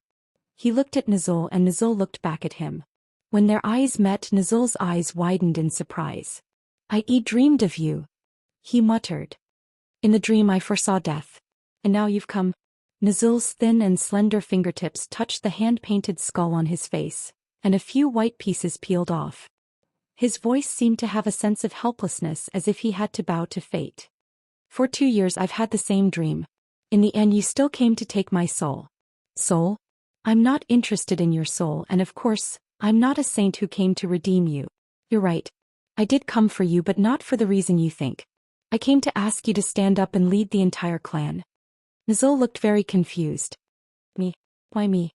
In order to bring the tribe one step closer to the abyss of destruction? Haven't I committed enough sins?" Nizul's eyes were filled with unease and fear. "I'm not a good tribe leader. Once upon a time I believed in a false illusion, causing the entire tribe to fall into the flames of war, causing our world to be almost destroyed. I don't deserve to be the leader of the tribe. Please find someone else." Tai Long frowned. He had never thought that the ambitious Gul'dan's spiritual teacher would be so weak. If it was anyone else he would have killed them. He tried to persuade Nizul again. "The tribe needs you. The tribe has been destroyed." Nizul interrupted him. "Half of the orcs are trapped in that evil world. Most of them have left us forever. You want me to use my own strength to cross the void and become the leader of a group of dead people? Even if I can, what can I do?" The light in Nizul's eyes seemed to have returned to 2 years ago, back to the horrible scene described by the defeated orcs. 200,000 orcs died in the battle, and that was not a power the orcs could resist at all. Nizul's body trembled like a sieve. "The alliance is too strong. They have artillery and they have dragons. Our tribe will never win this war. The orcs' fate is already sealed. They will either be destroyed by the alliance in that world, or wait for death in this world that is gradually being destroyed. Yes. We can only choose how we die now." Tyren was almost driven mad by Nizul. He never thought that the once respected tribal chief would become so afraid of death. Saying that Nizul was weak, was already praising him. This guy was a complete coward. What was even more unfortunate was that Nizul was an absolutely necessary part of Tai Long's plan. Tai Long could no longer bear it. He grabbed Nizul's arms and shook them angrily. "It's been 2 years. Ever since the collapse of the dark portal, you've been hiding like a turtle for 2 years. In this world, the clans have done nothing but kill each other for the smaller and smaller hunting grounds. Are you really willing to wait for death in despair like them? So what?" Nizul roared in despair. Nizul was finally a little angry, but Tai Long was happy. He had found a breakthrough. Yes, the current Nizul was definitely a person who had abandoned his own people, lost his sense of honor, and had no sense of responsibility. But Tai Long found that he was afraid of death. If there was a weakness, it could be used. Wasn't that right? Tai Long's calmness infected Nizul. "Although the dark portal was destroyed, I have absolute confidence that I can rebuild it. I will leave a spatial crack in Azeroth until the entire tribe can pass through it. Then I heard from Gul'dan that there are some artifacts. If we can get some of them, we don't need to defeat the Alliance because our goal is not to conquer the whole of Azeroth." Nizul stopped struggling. His face was full of confusion. "If we don't conquer Azeroth, then why did we repair it? As long as we get those artifacts, then we can change the spatial coordinates of the dark portal and use it to leave Azeroth and Draenor. We can live in other worlds. Well, other better worlds." Tai Long's voice became full of temptation, like an uncle who was using a lollipop to lure a child. Nizul listened with rapt attention, and a glimmer of hope appeared on his pale face. Yes. Nizul was a guy who was afraid of death. He knew very well that entering his hut again and continuing to live in seclusion was waiting for death. Rather than that, it was better to choose to accept a new fate. Nizul finally asked, "Do you already have a comprehensive plan? I mean a comprehensive and foolproof plan." "Of course." Tai Long Gorfiend tried to make himself appear full of confidence. Although this was a bit difficult for a dead person who had already lost his blood, he still tried to make the soul fire in his eyes burn brighter. This time Tai Long did not press Nizul. Instead he waited patiently for him. "Tell me your plan." Nizul turned and walked into his hut. But this time Tai Long Gorfiend walked in with him. Other Death Knights replaced Nazul's orc guards at the door. Chapter 688. The Dark Portal, 11th of November, Hand-Chopping Day. No, it was Singles Day on Earth. It was not a holiday in Azeroth, but late at night the atmosphere in the Overwatch stronghold was tense. It was not just the Overwatch stronghold. Almost every sentry tower near the Dark Portal was on high alert. All the soldiers would take shifts every 2 hours. Hey, Corporal, wake up. It's level 1 combat readiness. Do you hear me? Below the sentry tower, an Alliance officer on horseback woke up the soldiers who were dozing off. Corporal Randall laughed. Lieutenant William, don't be so nervous. Look at the cursed land in front of us. We have been guarding it for almost 2 years and there is nothing here that we need to seal off. Besides, isn't Pang Lei looking at it? Isn't that right, brother? Another soldier who was on the lookout next to him responded with a Although Second Lieutenant William's expression was not good, he could only agree. In the past 2 years, from the initial fear to the calm, nothing had happened here. There were no orcs, no demons, not even animals. Apart from the occasional gust of wind that would blow a relatively round rock to roll on the Crimson Land, there was not even a ghost here. But he still looked a little uncomfortable. Randall, perhaps you are right, he admitted, wiping his face with his gloved hand. But please be clear, even when we first arrived, Sir Marcus, the deputy commander, only gave us a level 3 combat readiness that was close to a vacation. But now it's level 1. 2 people in a team on alert at the same time, understand? From the second half of this year onwards we can enjoy fresh seafood. What is it for? Isn't it because seafood can improve one's night vision? Otherwise, the great lord above would not be so kind as to let me eat such fresh seafood. Alright, for the sake of the freshness of the seafood. I can't imagine that the seafood that was transported from more than 1,000 kilometers away is still alive. Randall stood up and carefully used a telescope to look at the Dark Portal in the distance. Thanks to the development of the military industry, the telescope that was once only available to generals was now equipped with 2 in each of the 12 watchtowers surrounding the Dark Portal. 2 soldiers looked ahead of them. Under the light of a brazier set in a particular place, they could still clearly make out a glimmer of light in the air behind a pile of rubble. It was very narrow, about the width of a person and the height of 2 people. They had been told that the crack was a remnant of the Dark Portal, and that their duty was to guard it. Second Lieutenant William left with a few patrolling soldiers. Corporal Horrell spoke up. I have to say, this job is pretty easy. You get 3 times the pay of a soldier of the same rank, and all you have to do is keep an eye on an opening that won't move. If anything happened, they could just blow the alarm and escape. And we can change shifts in an hour. William was about to say something else when he stopped. His eyes that were pressed against the binoculars suddenly widened and he whispered, "Look over there." With the light from the braziers that had been set up beforehand, they could clearly see something coming out of the distorted door of light. In the light of the fire, the shadows of those things were cast on the huge wall behind the door of light that had been set up beforehand. The huge figure with its long fangs looked especially ferocious. "Woo, did you hear that?" Horrell reminded his partner. At the same time, the green-skinned giants revealed their true faces in their field of vision. "Damn it! That's Taraja's signal.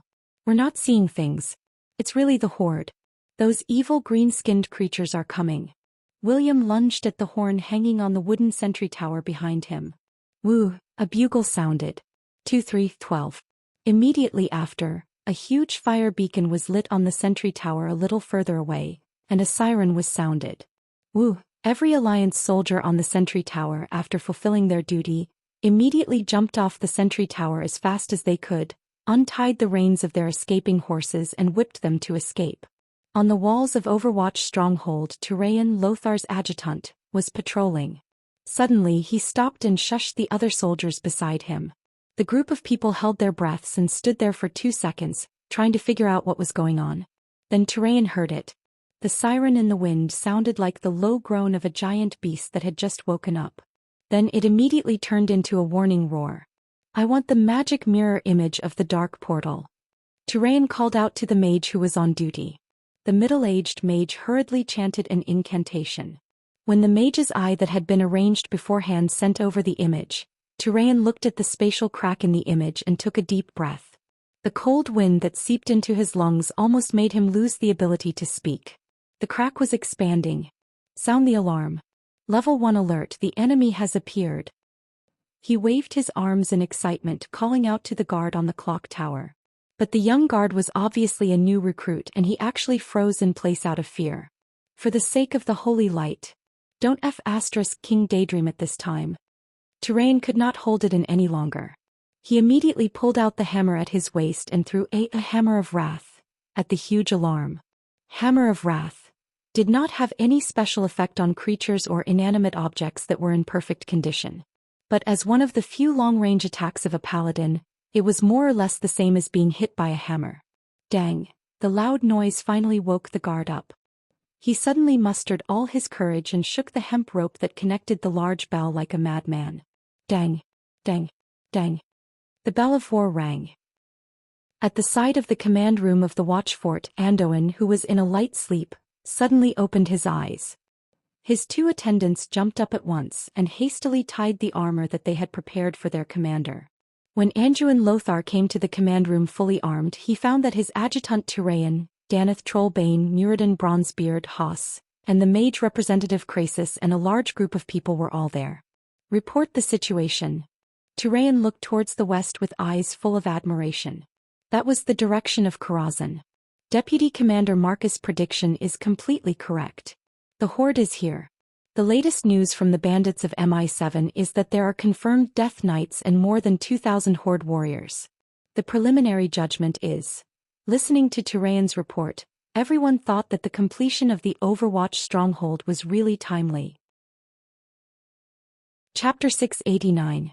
In the cold night, the Horde warriors who had rushed out of the dark portal heard William's horn and tried to kill the Alliance guards on sentry duty. But it was too late. Yes, they had the numbers. Unfortunately, when they rushed to the tower, they stepped on something strange. It felt like a hard iron plate. The next moment, the iron plate under their feet suddenly exploded. The exploding pig iron easily tore their bodies apart. The orcs who rushed at the front immediately fell into a pool of blood. It was late at night and darkness covered the entire cursed land. The orc warriors could not see their enemies. Just as they were still walking around the dark portal, looking for the human sentries who had escaped, a few muffled sounds came from the darkness. Then a dazzling light shot into the air and slowly floated down, exposing all the orcs near the dark portal to the light. The human thieves in the darkness could clearly see the orc warriors and death knights coming out of the newly expanded crack. But the thieves did not take any further action, allowing the orc tribe to control the dark portal on the side of Azeroth. Just 10 minutes later, Karazhan received a message. The one who received the magic message was Jaina, who was on duty for the second half of the night. Magic messages were also a part of magic. Even mages could not receive magic messages in their sleep, because dreams were Isra's domain. And whether Duque was asleep or not, he refused all magic messages at night. If they wanted to find Duque, they could only send a message through the mages on duty in Karazhan. Jaina rubbed her eyebrows with her slender hands. Even if I'm still a girl, staying up late is still the enemy of beauty. Jaina tilted her head and looked at herself in the mirror. Well, at 15 years old she was even more beautiful. Her brilliant golden hair cascaded down her shoulders like a waterfall. Her beautiful oval face had a mysterious aura, and it seemed that as her magic increased, her breasts became more prominent. Jaina knew very well how tempting she was. It's a pity that my horrible teacher only orders me around like an apprentice. Jaina spat harshly before standing up and walking out of the library. She quickly climbed the 3-story spiral staircase and headed for Duque's bedroom on the top floor of the Magus Tower. Before she reached the door, the voice that drifted out from the crack of the door made Jaina's cheeks burn. I can't take it anymore. Duque's godly sword is too mighty. I can't take it anymore. Go look for Sasha. This was the voice of Aurelia, the eldest sister of the Windrunner family, who usually appeared to be noble and elegant. Sasha is sleeping soundly. Please do not disturb her. This weak voice naturally came from his third sister, Sasha. But little Gianna is outside. She must have something important to do. Aurelia tried to divert Duque's attention. Since she had been exposed, Jaina could only brace herself and knock on the door. Knock knock. After that, Jaina said, Teacher Duque, there's news from the watchtower. The door of darkness has reopened. At this time that bastard Duque's voice floated out. Hey, got it. Tell Lothar that everything will go according to plan. After saying that, Aurelia's surprised voice rang out again. Obviously that bastard Duque had started fighting again. Jaina was stunned. That's it? That's it? That's the third battle of the Door of Darkness. The Alliance's warriors are probably fighting on the front lines right now. You still have the nerve to mess around here? By the way, have you even considered the feelings of the rumored fiancé of the legendary Grand Duke Marcus? Do you really think I'm dead? Jaina gritted her teeth in hatred. Unfortunately, even if Duque did not say it, she knew that Duque was really determined not to marry her. It was not until Jaina was far away from the door that Duque said, "Oh, sorry, I didn't pay attention just now. Jaina, you should sleep too. From tonight onwards, you don't have to be on duty anymore. We should focus on fighting the enemy. Karazhan is also the main battlefield." This is also the main battlefield? Who is the enemy? Jaina was a smart girl. She was also quite aware of the big picture. It was precisely because of this characteristic that she was fooled by Duque. She diverted her attention from the small problem that Duque did not want her and chose the Windrunner sisters. She had been with Duque for almost 2 years. Although she was a magic apprentice, she grew very quickly. Not only did she advance from the earth level to the sky level as a mage, but she also became a commander. Everything that Duque had done in the past 2 years made Jaina extremely curious. No, it should be said that everything that Duque did aroused Jaina's curiosity. Whether it was the seemingly unconstrained and self-contained planned economic system that operated perfectly, or the long supply line that seemed to exist to prove Duque's foresight time and time again, it all proved that everything that Duque did had a clear goal, and the things that he worried about would definitely come true. For example, when Jaina personally asked the strongest mage in the Alliance, Antonidas, about the reopening of the Dark Portal, he only gave a vague idea that it might open again in 5 years. This was a completely different concept from the 2 years that Duque had been waiting for. It was not 2 years. Or rather, it should be said that Duque had already accurately reached the 2 months. As Duque's disciple and secretary, the order that the Watchtower would enter a level 1 state of alert starting in November was also passed on by Duque. On the surface, Duque was like a very clear and easy-to-read book. He finished reading it in a few seconds. Every action and every step of his seemed very simple, but when all of Duque's actions were combined together, no one could understand it. Even if Jaina did not want to admit it, she had to admit that there were still many things that she could learn from Duque. One day I will learn everything from you and then teach you a good lesson. At the same time, the Alliance was teaching the Horde how to behave. The original Alliance was not good at fighting at night.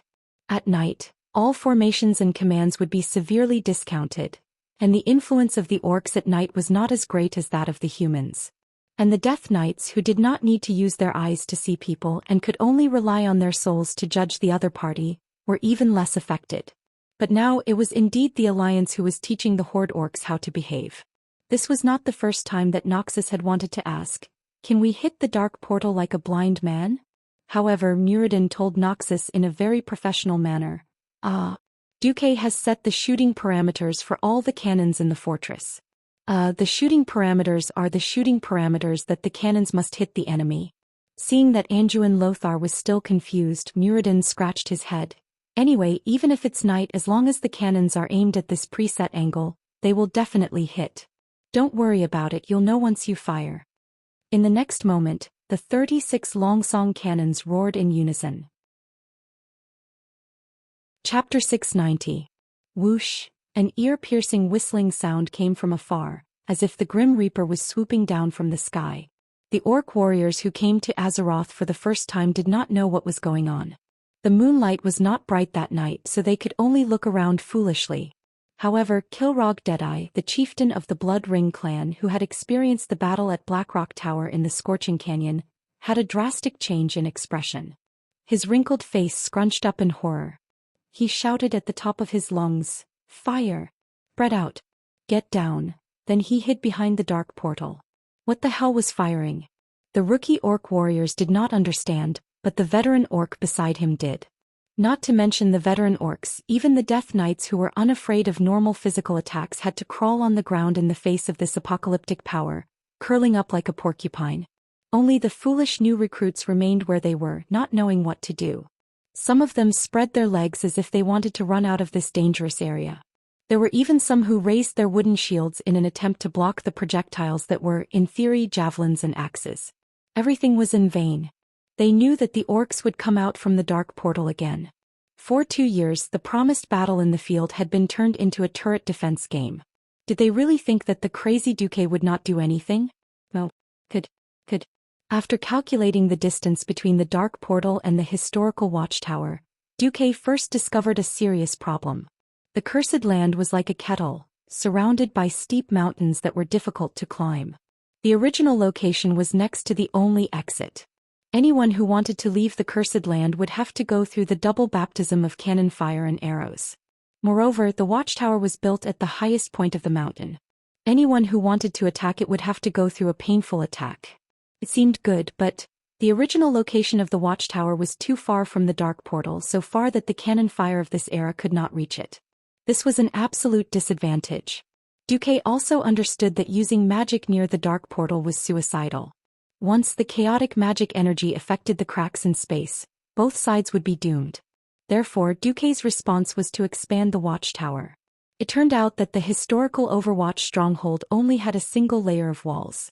Moreover, when Nazul led the orcs through the dark portal for the second time, the Overwatch stronghold was only the lowest level of stone castles. It was not the complete structure that was 30 years later. Duque had used the arcane puppet to speed up and change everything. The watch fortress in this world was at least 10 times larger than before. Furthermore, it had 3 concentric circles with 3 layers of walls. The innermost circle was naturally the original location of the Overwatch fortress. It stood on top of a mountain and overlooked the entire cursed land. The center circle was divided into 2 parts. Near the Swamp of Sorrows, there was a huge train yard and a series of temporary unloading yards. Close to the dark portal was a barbican-like defensive area, with a large number of inhumane defensive devices installed, such as small mage towers that specialized in enhancing a mage's magic power. The outermost ring was the layered bombardment field that occupied more than a quarter of the cursed land. There were a total of 7 levels, and between each level was a stone wall that was over 5 meters tall. Equipped with standard arrow towers, firing holes, and a large number of mortars, it was enough to equip 5,000 soldiers. The distance between each level was about 300 meters. The 36 Longsong cannons were actually railway cannons, installed on the train skin on the tracks. Behind each Longsong cannon was a locomotive. Once the front line fell, the cannon would be pulled back along the tracks by the train. Of course, apart from the locomotive, there was also a capstan for pulling and a handrail for pushing the cart. If necessary, the dwarf cannoneers and soldiers could push the cannons back with manpower. The tracks extended all the way into the watch fortress.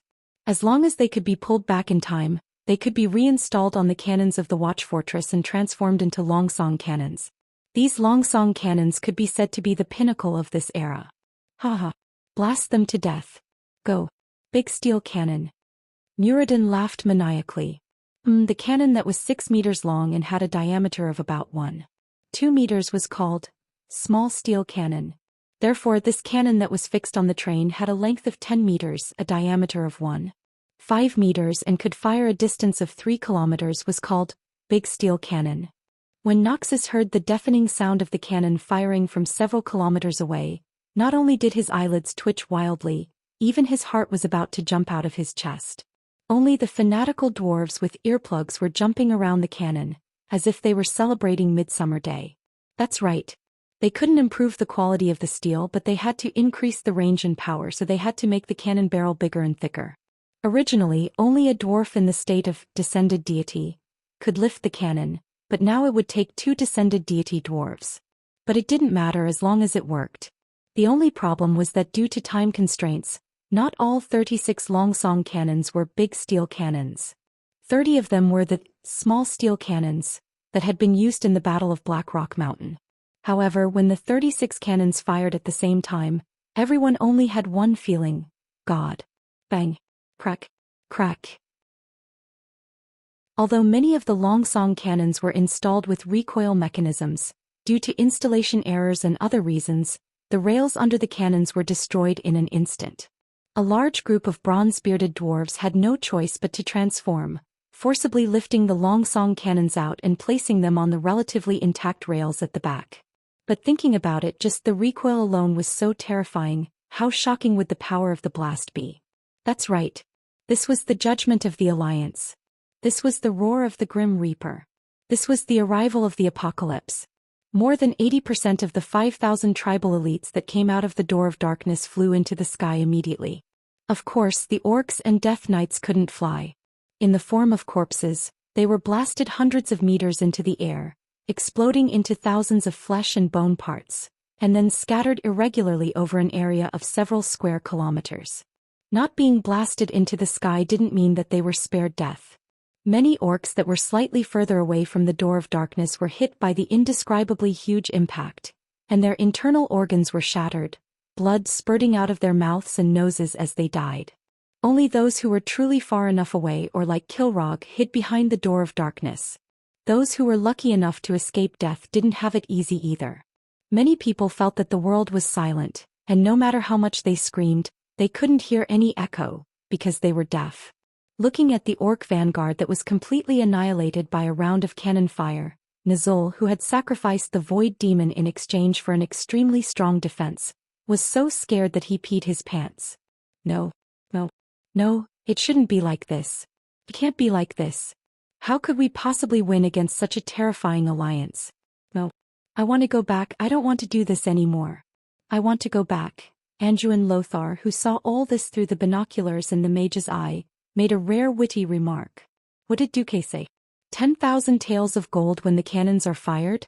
Although I don't know what 10,000 taels of gold is, remember to send the bill to His Majesty Tyrina's. Chapter 691. After Anduin finished sending the bill, the commanders around him smiled bitterly. What kind of business is this? Why does it sound like the heroes who guard the borders for the Alliance have become profiteers? Yet no one had any objections. Because the Rotterdam Kingdom had not been kind in the past 2 years. At the end of the day, it was all because of Alterac. Since they had fallen out with each other, the Rotterdam Kingdom bought and annexed Alterac's land in both official and unofficial forms. The Barif family's land was confiscated by the Alliance. However, the rich Rotterdam Kingdom chose to compensate the surrounding countries with money when it came to distributing the confiscated land. They kept the land prices low while exerting all kinds of political pressure. As a result, the entire Alterac Mountains were now under the Rotterdam Kingdom. Only Stanbrad Icewind Ridge and Hillsbrad Hills belonged to the nobles of the Rotterdam Kingdom for the time being. To everyone's surprise, Duque did not bother with the Rotterdam Kingdom on the Alterac Mountains at all. It was as if he had acquiesced to the Rotterdam Kingdom's misdeeds. No one thought that retribution would come so soon. Anduin took out a letter that Duque had written a long time ago and read it. The Alliance's highest command has informed the Rotterdam Kingdom that the Horde army broke through the Door of Darkness at 4 in the morning and is attacking the watchtower where the Southern Army is stationed. The Horde's attack is fierce and we have retaliated with heavy cannons. We have wiped out more than 5,000 Horde soldiers in half an hour.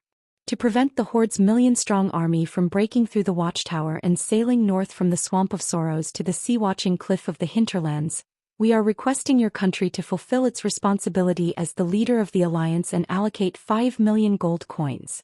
The commanders covered their mouths and laughed after hearing it. Damn it, is this a notice? This is clearly a blackmail letter. Clearly telling the Rotterdam Kingdom that the war has started, and this place is too far away from you. You don't have to send troops, but you have to give me double the money. Otherwise, don't blame me for not having the money to buy cannons. Geographically speaking, the Alliance was not weak at all. Because even if the Overwatch stronghold fell, there was still the newly established Riedridge Mountain stronghold at the front line of the Riedridge Mountain. Ryan personally led 70% of the Stormwind Kingdom's military forces, in addition to Reginald Windsor's Duke private army, which totaled to 120,000 soldiers. Someone asked if the Horde would attack Upwind Trail? Hehe. The entire Headwind Trail was within the attack range of the Karazhan Mage Tower. In terms of magical defense, Karazhan and the Well of the Sun had the same level of defense at this time. They were even stronger than the Dalajan and Silvery Moon City. Hence, the biggest possibility of the fall of the Watchtower was what Anduin had said just now. the tribe would cross the sea and attack the hinterlands. If that was the case, who would be the one kneeling? It was either Rotterdam or Kuel Salis. In fact, when Tyrrhenus was woken up in the middle of the night, he was very upset.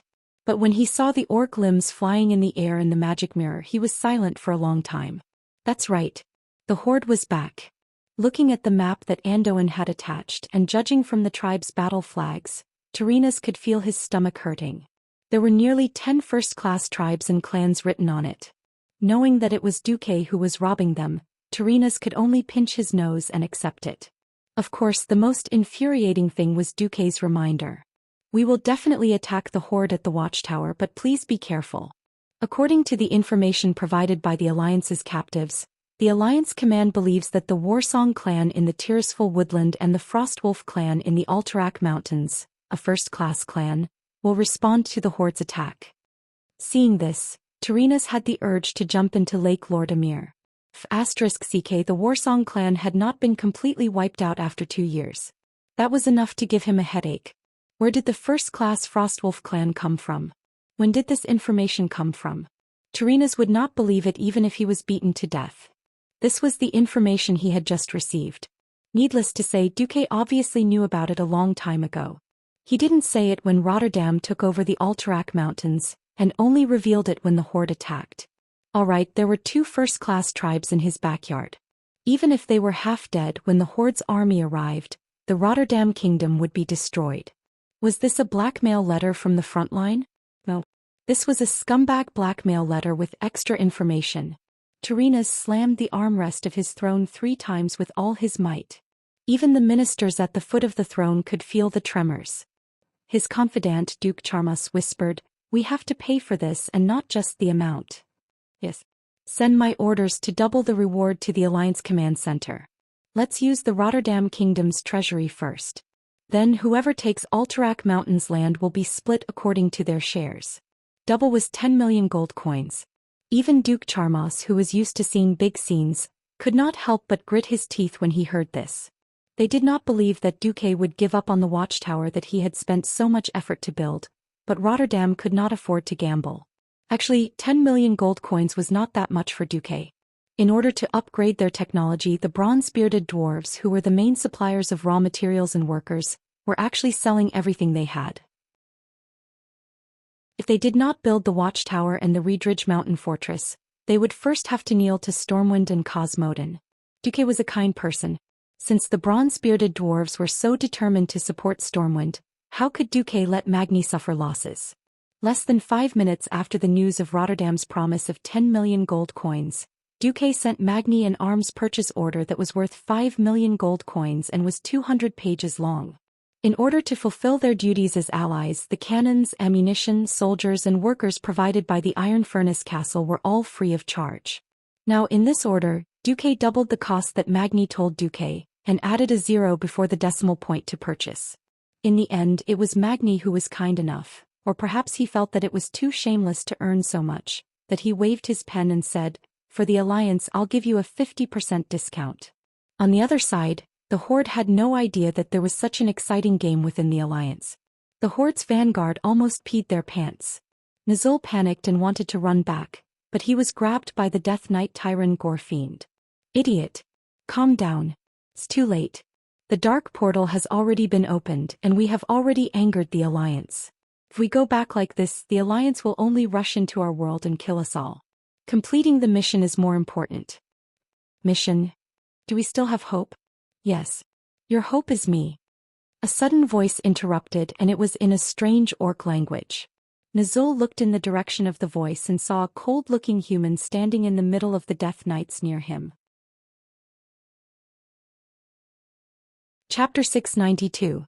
The Alliance's cannons bombarded the north side of the Door of Darkness, causing the earth to shake and the mountains to shake. However, the south side was still and calm as if nothing had happened. This was because the Dark Portal itself was a strange existence that reinforced the crack in space. In a sense, the Dark Portal itself did not exist on planet Azeroth. It was a completely different dimension of matter. So even if the Alliance bombarded it with 10,000 artillery shells, it would not be able to shake the Dark Portal.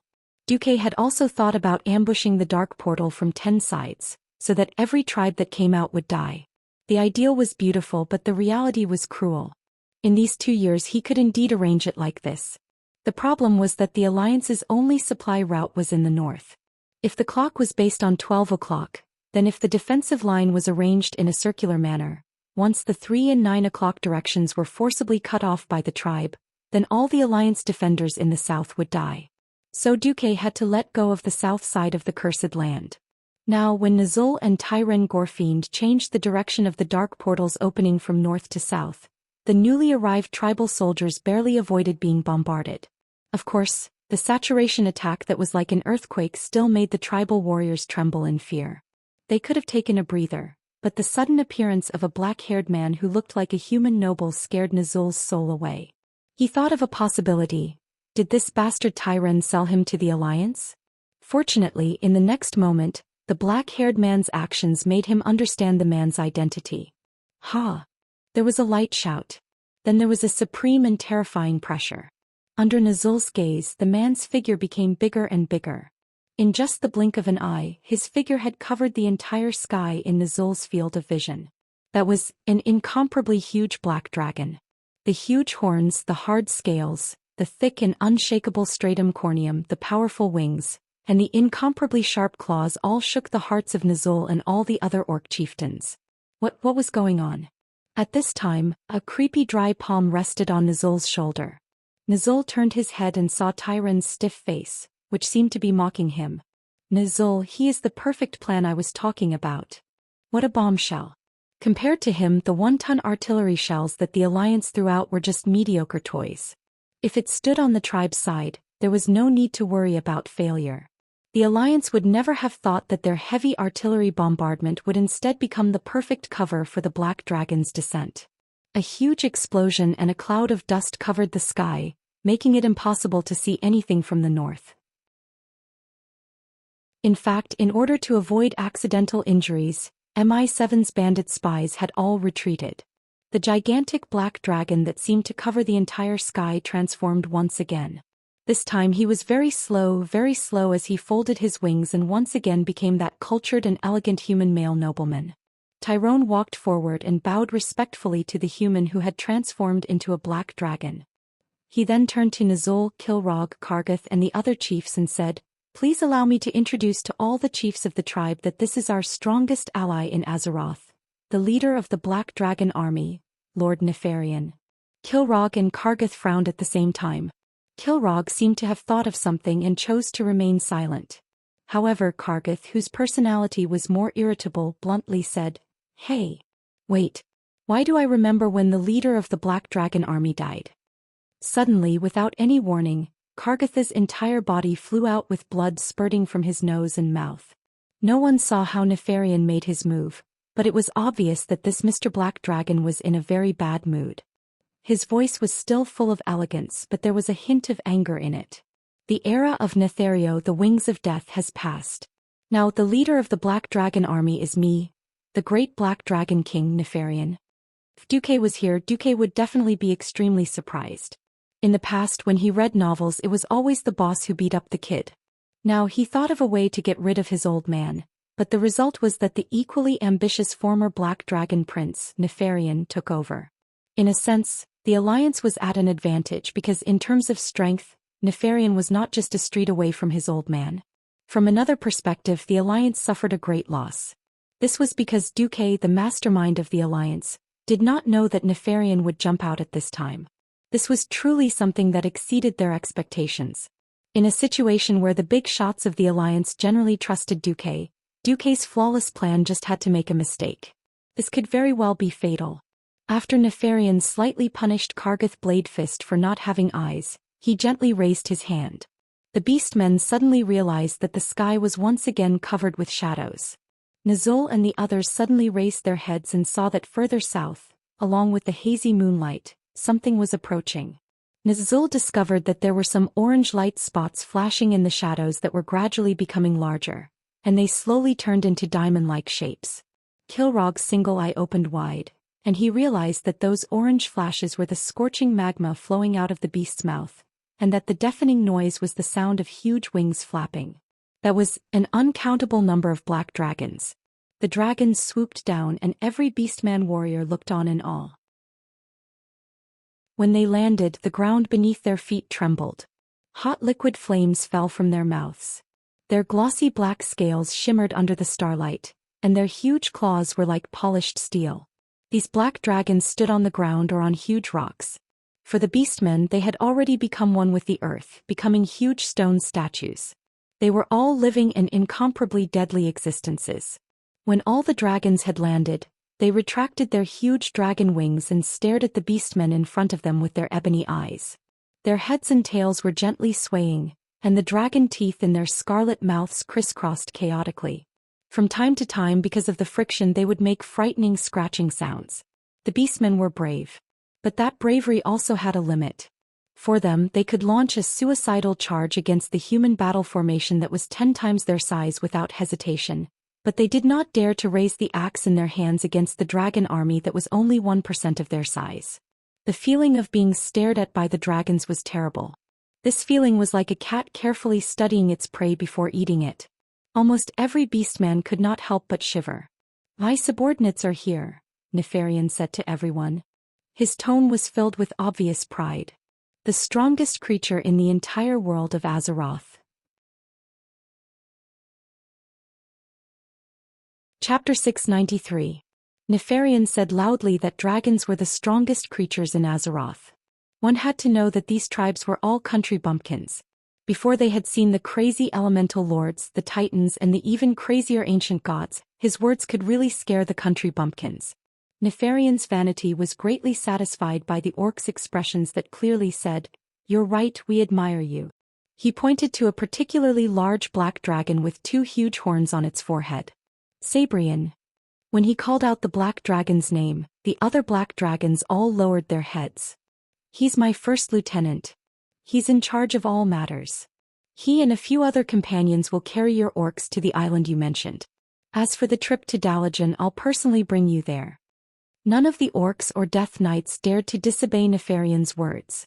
Using the demon's soul to control a dragon aspect or even an entire dragon legion was already in the past 2 years ago.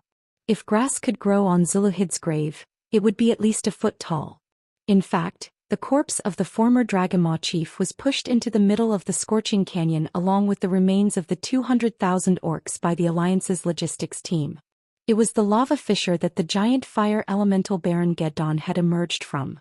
The orcs only quietly sensed and feared the power contained in every simple word of the giant dragon king that had taken human form. They watched curiously and attentively as Nefarian bypassed their new chief and directly gave orders to each of the chiefs. Compared to his father, the former Black Dragon Prince, the current Black Dragon King Nefarian seemed to know more about the way of commanding his subordinates. Blindly pressuring them would not be able to exchange for loyalty. Even so-called obedience would be greatly reduced. Nefarian's masculine lips curled up slightly. He spoke again. "Of course, I have no intention of becoming your master. Your strong request is an exception. Now we can only be called so-called allies with the same interests." His words immediately made the tribal chiefs feel much better. Nefarian's smile became even more mysterious. "You won't be the only opponents of the Alliance. The Black Dragon Legion will lead you to the Tirisful Glades to find Grom Helroar's Warsong clan. At the same time, I will let Brother Blackhand's Blacktooth clan dispatch troops from the Burning Steppes to attack the Reedridge Mountain and attack the Alliance's retreat." Blackhand brothers? Rendon Mame? Nizul was stunned by this unexpected news. Yes. After completing the quest from Great Chief Orgrim in the Mausoleum of Sardras in the Endless Sea, they came to Blackrock Mountain and foolishly occupied Blackrock's stronghold. If I hadn't shown them the right way, they would have been dead by now. Now they are my servants. Nefarian raised his chin arrogantly. This was definitely great news for the main force of the Horde trapped in the Cursed Lands. After all, there was nothing in the Cursed Lands apart from the red soil that had lost its vitality. Even the supplies had to be transported over from Draenor. Nithzul really couldn't imagine what would happen if there were hundreds of thousands of beastmen crowded here. Perhaps the Alliance wouldn't even need to destroy them. They would starve to death here or kill each other, leading to destruction. However, Nefarian's gift wasn't limited to this. Like a magic trick, he took out an item from his interspatial storage bag. When the tribal chiefs saw this thing under the hazy moonlight, they couldn't help but exclaim in unison. What did they see? The head of the great traitor of the horde, the former warlock King Zhou Xian, who was believed to have directly caused the defeat of the Alliance in the war against the Alliance. His sinister face was still frozen with a horrified expression. His life, his sins, his self-inflicted suffering, all stopped at the moment before his death. Looking at his expression, one could completely imagine the huge gap of loss and panic when he confidently wanted to steal the power of the fallen titan Sardras, only to suffer the fiercest backlash of the demon tide. No one knew how Nefarian did it, but in any case Zhou Xian's head didn't have any decay, and was presented in front of the horde in its entirety. And, can I see this traitor's head? Of course. Nefarian casually tossed Zhou Xian's head to the ground like a bag of garbage. Several beastman kiliarchs lit torches to make the scene more obvious. The tribal chiefs of the first-rate clans gathered in a circle and watched with angry expressions. It's him. It's definitely him. That unfilial disciple of mine. Ha. Zhou Xian. You also got your retribution. Is this what you'll get in the end? Ha. As Zhou Xian's former master, Nizul had the absolute right to decide on the head. For a moment, the tribal chiefs burst into enthusiastic cheers. If they hadn't been beaten like dogs by the Alliance half an hour ago, they really wanted to hold a grand bonfire party to celebrate Zhou Xian's death. Final end. No. Obviously, this great traitor of the horde can still atone for his crimes in his own unique way. Nefarian's bewitching voice gave Nizul a premonition that he couldn't refuse his next proposal. Nefarian pointed in the air and Zhou Xian's hideous head began to rapidly wither under the watchful eyes of all the tribal chiefs. The few hairs were the first to dry up and turn into ashes that dissipated into the air. Then the skin and scalp attached to the skull as well as the shriveled brain began to fall to the ground piece by piece. Finally, what appeared in front of everyone was a hideous white-brown beastman's skull. However, the thick evil and dark aura that wrapped around the skull told everyone how powerful the owner of the skull was when he was alive. This is... Nizul's hands were trembling. Since this is a divine weapon made from Zhou Xian's head, you can call it Zhou Xian's skull. The Black Dragon King Nefarian's smile became even wider. Ha, ha, ha. Nizul couldn't hold it in anymore and raised the Zhou Xian's skull high up in the air as he laughed maniacally. My disciple, is this what you'll get? Even in death you will continue to fight for the horde. Ha. Not only Nizul but the other tribal chiefs also laughed as if they had gotten their revenge. When the orcs finished celebrating, Nefarian waved his hand. Go. Nizul, the third thing you want is in Karazhan. Use your new divine weapon to destroy that weak human brat, Duke Marcus. Of course. I will go. Nizul's old body seemed to have become younger with the support of this new powerful force.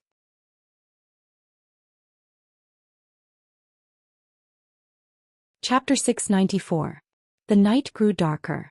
After confirming that the tribe had hidden to the south of the dark portal, Lothar ordered a halt to the bombardment that had lasted for half an hour. First, there were no more targets to bomb. Second, the most threatening shots were enough.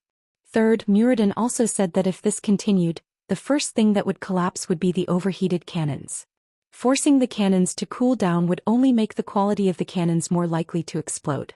In order to satisfy the power and range, the inhumane dwarves made the cannons very exaggerated. Of course, it would be even more exaggerated when the cannons exploded. This meant that it was very likely that an entire elite artillery team would be wiped out. Andoin sent out the largest team of bandits and a team of rangers led by Servanas to monitor the tribe. Pass the order, divide the soldiers into 4 groups and take turns until dawn. The flying soil and smoke gradually subsided, replaced by a veritable darkness. Standing on the city wall, Andoin gazed at the indescribable darkness that seemed to be dancing in the distance. Everything was basically the same as the plan had imagined. Andoin still had a faint sense of uneasiness. He fell into deep thought thinking about the tribe's next move. The others were smart enough to keep silent. The only sounds that could be heard were the crackling of the flames and the occasional whispers of others. Suddenly there was a sound in the darkness. Everyone jumped up and the tension was like a taut bowstring. What's that sound? Turalian was the most sensitive. Damn it! It's a dragon. Qudran Wildhammer was not here. The commander of the 500 Griffin Knights was a distant relative of Qudran, Farron, and his official rank was the Brigadier General of the Alliance. Are you sure? Anduin asked nervously. I swear by Mother Earth. I've been fighting with these guys for almost a year. I'd even wake up when I hear the sound of their wings when I'm sleeping. That's right. It's a dragon. Another Griffin Knight commander, Bephalon, answered with the same certainty. Holy light above, where did the tribe get a dragon? Didn't the Red Dragon Legion return to neutrality? Turalian asked. Only Krasis' face turned green. Only dragons knew dragons the best. Although he was a red dragon who spent most of his time in the human world, his exaggerated age gave him no lack of experience in this area. He said with absolute certainty, it's not a red dragon. It's a black dragon. Krasis could tell just by listening to the sound of the dragon's wings. This was unimaginable to humans. It's like looking at a bunch of poodles. If they're all about the same size, you really can't tell the difference between them. But they knew what they were doing. Everyone was shocked when they heard this. The Black Dragon army joined the war between the Alliance and the Horde? Krasis' face was indescribably calm. If the Black Dragon Legion dares to come out on their own, then they will be seeking their own death. That's right. Nesario had been executed. But now, the Black Dragon army was still listed as an enemy by the Dragon Slumber Shrine. The world of Azeroth was so big that it would not be easy to find the Black Dragons if they wanted to hide. If they officially joined the Horde and started a war against the Alliance, it would be a different story. The four-colored dragons, whose claws had long since been polished until they were shining, would definitely not mind giving their former compatriots and traitors the most vicious blows. I need a magic message to see if I can contact the Red Dragon Queen Alexstrasza, Krasis said. Her Majesty Alexstrasza. Is she busy now? Anduin asked slightly nervously. Whether there was the Red Dragon Legion as backup was crucial to the Alliance. Krasis had a slightly strange look on his face. I'm not too sure, but I heard that she is not in the Dragon Slumber Shrine at the moment. The long night finally passed and the sky was just beginning to brighten. The big shots of the Alliance were all stunned by the scene in front of them. With the Door of Darkness in the east and west as the dividing line, the north was full of densely packed shell craters. The south was almost intact because a large number of large and small spatial rifts had appeared on the dividing line, and demonic creatures were constantly coming out of them. The total number of demons was not too many, probably around 1,000. From imps to void demons, from hellhounds to demon guards, they basically included all the types of demons in the middle and lower levels of the Burning Legion. The demonic creatures did not seem to have any intention of attacking. They just wandered around the spatial rift. But this was enough to make the stealth of the Alliance bandits meaningless. The senses of demonic creatures and ordinary creatures were completely different things. After several elite bandits were killed by the demonic creatures, MI7 had no choice but to give up the idea of further investigating the situation of the tribe. This was just the beginning. The Alliance soon discovered that the tribe had also begun to dig up the terrifying red soil of the cursed land along the dividing line. They piled up the soil into mountains, looking like they were going to make a long wall and confront the Alliance until the end of time. What the hell are those green skins doing? That night, a sharp wail pierced through the silent Dalajan sky. Antonidas, who was discussing the situation of the tribe and the Alliance with Kale, jumped up. It was the sound of a magic alarm. Antonidas immediately recognized the source of it. Mysterious treasure room. He had clearly been warned by Duque, and he had also strengthened the defenses of the treasure room. He did not expect that it would still be invaded. Kale's eyes widened. The expression on his face at the moment was filled with surprise and shock, just like his mood. The mysterious treasure room was located in the center of Violet Castle. It was protected by the most powerful magic that mages had ever invented. There were many divine artifacts hidden inside, as well as some items that mages could not use but could not risk letting fall into the hands of others, such as magic artifacts. In terms of defense, it was definitely not inferior to Silvermoon City's Sunstrider Royal Treasury. How is this possible? Kale, muttered in his heart. He stretched out his hand for Antonidas to grasp. Without the authority of the chairman, no one could even think about teleporting in. It should have been like this. The two of them teleported to the mysterious treasure room without a word. The world around them began to blur, and Antonida's comfortable room with its walls lined with books disappeared, replaced by a huge stone chamber. Within the area illuminated by the firelight, a man stood amidst the countless treasures. He had shiny black hair, a strong and tall figure, and a chiseled yet elegant face. Even for Kale, that's the elf prince who was very picky about his appearance, this human in front of him could be considered very handsome. Chapter 695. He wore finely tailored clothes, and an undamaged, gem-studded longsword hung at his side. His face was slightly twisted with contempt. The man brushed his sleeves as if he wanted to wipe something off. Both he and Antonidas saw through the appearance and saw the essence of the man. They both cried out in unison. Black Dragon. Nethario. Antonidas could not be blamed for mistaking him for someone else. He could only blame the man in front of him for being almost identical to the former Lord of Pristos.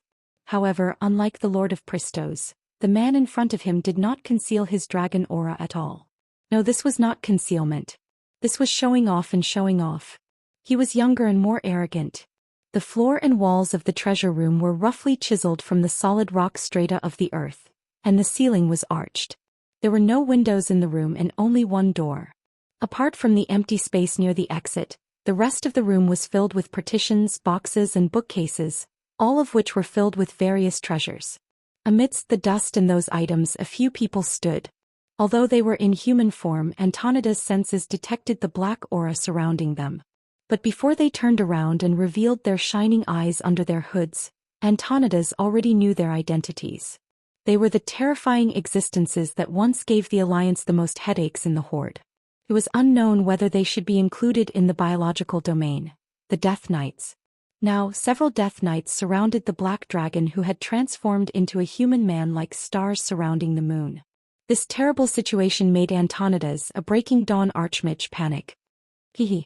This great existence in front of me is the new king of the Black Dragons, Nefarian. Old man, don't mistake him for someone else. Tyron Gorefiend cackled. Nefarian. Compared to his father, Nesario, Nefarian's reputation was definitely much worse. Kill, that's just frowned deeply. Only Antonidas, who had come into contact with countless confidential information, knew that Nefarian had a completely different way of doing things from his father. Rather than saying that Nefarian was a dragon, it would be better to say that he was an absolute anomaly among the dragons. There were rumors that Nefarian was collecting the corpses of different types of dragons. Compared to the capricious dragon king like Nesario, who still solved problems with power, Nefarian's approach was more far-sighted and mysterious. Antonidas did not know what Nefarian's high-profile appearance in the Dalajan's top-secret treasure vault meant, but the uneasiness in his heart reached its peak when Nefarian gently lifted the item in his hand. The light reflected off its facets and illuminated the entire room. Antonidas obviously knew what kind of treasure could make the Death Knights and even the Black Dragon King ignore the other treasures. Unfortunately, even though he knew that the other party was here for that thing, Antonidas still held on to the last sliver of hope. Until this moment, the Eye of the Dalajan. Antonidas shouted with all his might. With boundless anger and the self-confidence of being on the home ground of the Dalajan, Antonidas fought with all his might. In an instant he raised one hand and cast a mysterious charm. With the other hand he summoned the other members of the Kirin Tor. The Kirin Tor chairman never fought alone. Kale, let's put one hand on his right shoulder. Almost instantly he connected his arcane circuit with Antonida's magic circuit for a short period of time, using his own magic to support the chairman. Another member of the Kirin Tor teleported to his side. It was an elf woman with long black hair. A long, pale hand rested on Antonidas's left shoulder, while the other hand, holding the staff, pointed at the fearsome invaders. Antonida's hair and beard moved without any wind, like a hedgehog with its spikes erected. His hair and clothes were all stretched out by the surging magic in his body. It was ice hell. It was too fast. It was so fast that it didn't seem like ice magic. It was more like some kind of flame that could arrive in an instant. In less than a tenth of a blink of an eye, the entire treasure room was frozen with Antonidas at the center. A Death Knight tried to use dark magic to block this attack, but the wave of extreme cold directly hit the Death Knight's torso and slammed him into the wall in the distance.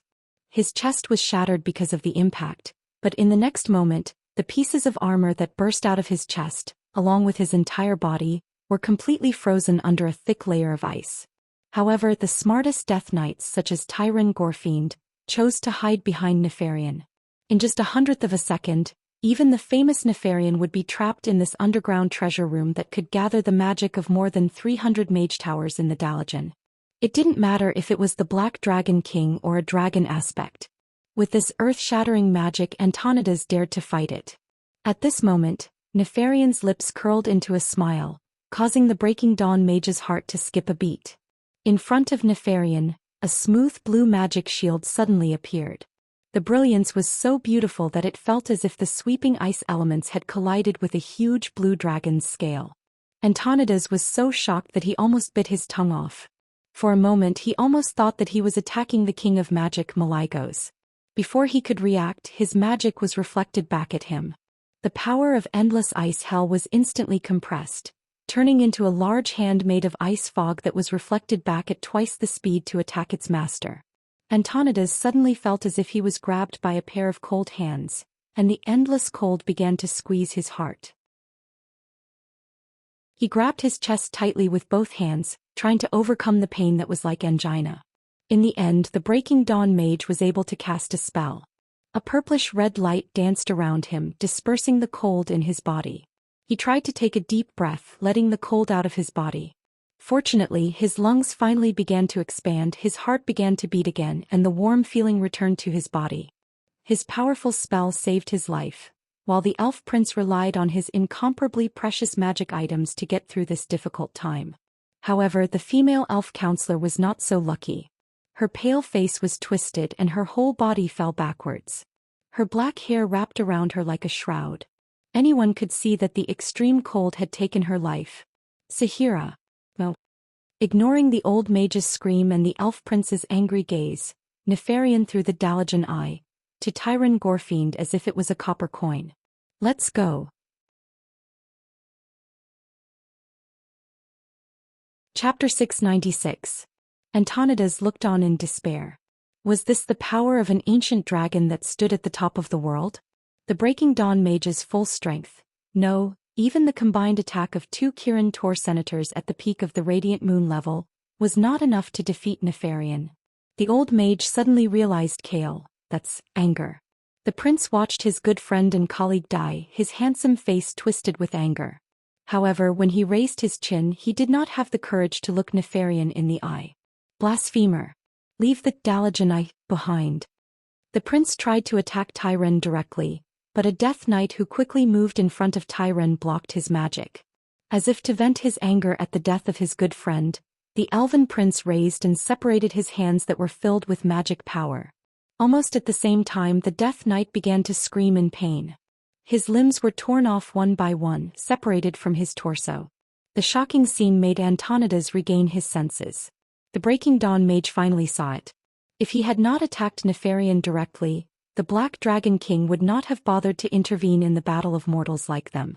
This might be an opportunity, even if it was the pity of the most powerful enemy.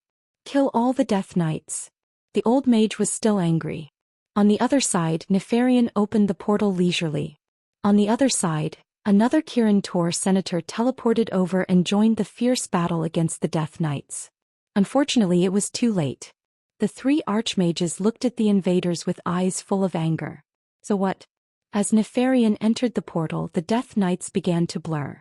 The Dalajan mages did not dare to follow because they could clearly feel the draconic aura of more black dragons coming from the other side of the portal. They could not be sure of the extent of the cooperation between the Black Dragon army and the Horde. If they continued to chase, it was very likely that the Black Dragons would be angered. It was very likely that they would set the entire Violet Castle on fire before the Red Dragon army arrived. A few more mages arrived, but just like their chairman, they fell into a dejected silence. Antonidas couldn't help but look at Kale. At this noble prince who was also regarded as a representative of the new generation. He suddenly understood why the Alliance's hero was Duque and not Kale. This elegant prince seemed perfect, but he lacked the most crucial courage and boldness. When Nesario was wreaking havoc on Lordaeron, only 2 mortal heroes dared to attack him head-on, Duque and Uther. Kalitz, who was also present at the time, was not there. However, Antonidas did not have the right to criticize Prince Kale. That's because he, too, lacked the courage to fight a godlike enemy. His heart was filled with disappointment. He and the other members of the Kirin Tor had always been the pride of the Dalajan, the protectors of the city, but tonight he had failed. He finally knew his limits. It turned out that he was just a slightly more powerful mortal. In the end, he did not have the courage to fight against a godlike existence. He stared at the starry sky and his heart was filled with regret. After all, he had watched the enemy take away the Dalajan's eye, one of the most powerful artifacts in the city of mages. Antonidas knew very well what it meant to lose this artifact. When Duque had visited, he and Duque had discussed this issue. The Dalajan's eye represented supreme arcane power. It could provide the most powerful source of power for the Dark Portal. The Ksardra's scepter represented supreme control. It allowed Nizul to easily control every bit of power that was poured into the Dark Portal. The Book of Mediv depicted the spatial barrier structure of the entire planet Azeroth. With it, Nizul could open the Dark Portal in any corner of the planet Azeroth, including the main cities of every kingdom. Fortunately, we only lost a divine artifact, Antonidas comforted himself. Soon he was slapped in the face. The sentinel sent by the Red Dragon Legion to the tomb of Sardras in the Endless Sea sent a magical image. A terrible demon had been defeated. It was killed by a group of heroic orcs. It could be clearly seen that the orcs had taken a long stick from one of its claws. It looked like a spear with a wooden handle and a silver tail. The long stick was inlaid with a huge gem that emitted a dazzling white light. There were many sharp thorns gathered on the gem. The brilliance of the gem made the darkness in the room pale in comparison. From time to time the gem would emit sparks, but in the end, it would disappear into the darkness. Obviously that was the Ksardra's scepter, the artifact that Nizul had dreamed of obtaining. Within a day, 2 of their most important divine items were stolen by the tribe. As a result, the news of Grom Hellscream leading a counterattack in the Silverpine Forest and the Blackhand brothers leading an army to attack the Reedridge Mountains were both shocking news. The higher-ups of the Alliance finally realized that the attacks of the entire horde in the Eastern Kingdom were actually all feints to cover up their actions of stealing the artifacts. Of course, they didn't know that the purpose of Nizul stealing the 3 artifacts was just to escape. But in any case, the terrifying possibility of their king being directly blown up was enough to drive them crazy. Those useless Dalajan mages. They actually let the artifacts be stolen even when they knew that something might happen. But that's Nefarian, the king of the Black Dragons. Who can deal with him? If we gather all the power of the Dalajan and Kuel Salis, no matter how the higher-ups of the Alliance discussed, everyone had to look at Karazhan. Duque was the last line of defense of the entire alliance. If even the Book of Mediv, that Duque was in charge of, was stolen, the entire alliance would probably fall into endless panic. No one thought that the pressure on Duque was even greater. This was because Duque had to face the artifact, Ghoul Dan's skull. He couldn't beat him, so he had to kill the Lich King Nizul. Standing on the scorched land in front of Karazhan, Nizul looked at the tower in the distance that was shining with mysterious arcane light. But he wasn't nervous at all. He couldn't hear the howling of ghosts when the wind blew against the wind, because the sound of the wind couldn't compare to the whispers echoing in Nizul's ears. He held the head in his hand and looked deep into the hollow eye sockets. Then he heard Ghoul Dan's voice. To Nizul, the voice that came from the soul seemed to have a life of its own. Chapter 697. Even though Ghoul Dan was dead, he still hoped to do what he did when he was alive, and make his former mentor lose his mind once again. However, Nizul would never be fooled a second time. In the past he was too gullible. He believed in Ghoul Dan and Kill Jaden's illusion, which made him inadvertently betray his people. It was guilt that made him give up his power, and it was fear of Kill Jaden that made him give up pursuing Ghoul Dan. The funny thing was that Ghoul Dan thought that he had defeated the old shaman. My good disciple, open your eyes of the soul and see who is still alive, who still holds the power of the entire tribe, and who died and was reviled by millions and millions of orcs. Aha! He whispered to the head. As he spoke, Nizul laughed. Nizul had never been a weakling, whether it was the former #1 orc shaman or a warlock who had lost his shaman powers. However, even with the skull of Zhou Xian that had absorbed part of Sargeraz's power, Nizul still did not dare to attack Karazhan head-on. Relying on Zhou Xian's memories, he knew very well how terrifying the magical defenses of Karazhan were. Although he did not know to what extent the weak Duke Marcus could use Karazhan's defensive system, Nizul's cautious personality made him not dare to take risks. Fortunately, he did not need to take risks. Zhou Xian had once used the dream technique to spy on Mediv. It was a tragic and failed attempt, but Zhou Xian was not completely empty-handed. At least Zhou Xian knew a few backdoors. Nizul tried a few easier backdoors, but was shocked to find that the flaws in the spatial barrier had already been filled. Nizul frowned. According to the information provided by the Black Dragon Army, Duque's Radiant Moon Archmage was about the same level as him 10 years ago. Logically speaking, Duque should not have such exquisite spatial magic attainments. Nizul had to look for a flaw that was one level lower. If it was anywhere else, it would not be easy to find. Don't forget, Karazhan itself was the most active area in the entire Azeroth space. Every day there would be hundreds of large and small spatial cracks in different areas of the Mage Tower. Some were so small that they could not pass through at all, and some were death traps that could crush any creature. It took Nizul a full hour to find a crack that he could safely pass through. Found it.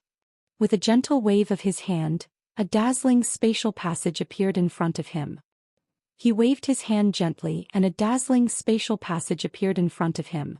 That's right, when Zhou Xian established the Storm Predator clan and the Shadow Council, many of the backbones came from Nizul's Shadow Moon clan.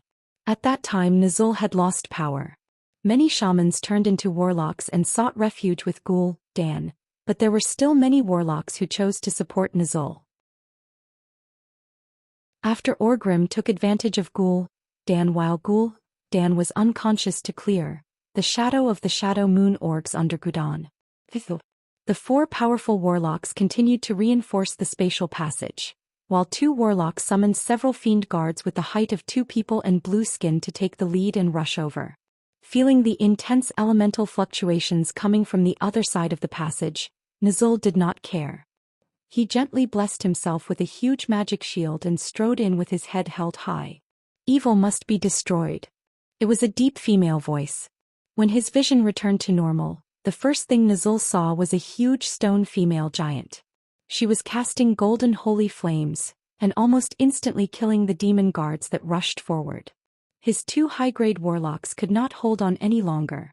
Nizul was a little embarrassed. In his imagination, Duque was at the same level as his 2 subordinates. Who would have thought that he would be restrained by the otherworldly creature that guarded the other side? Nizul gently raised the skull of Zhou Xian in his left hand.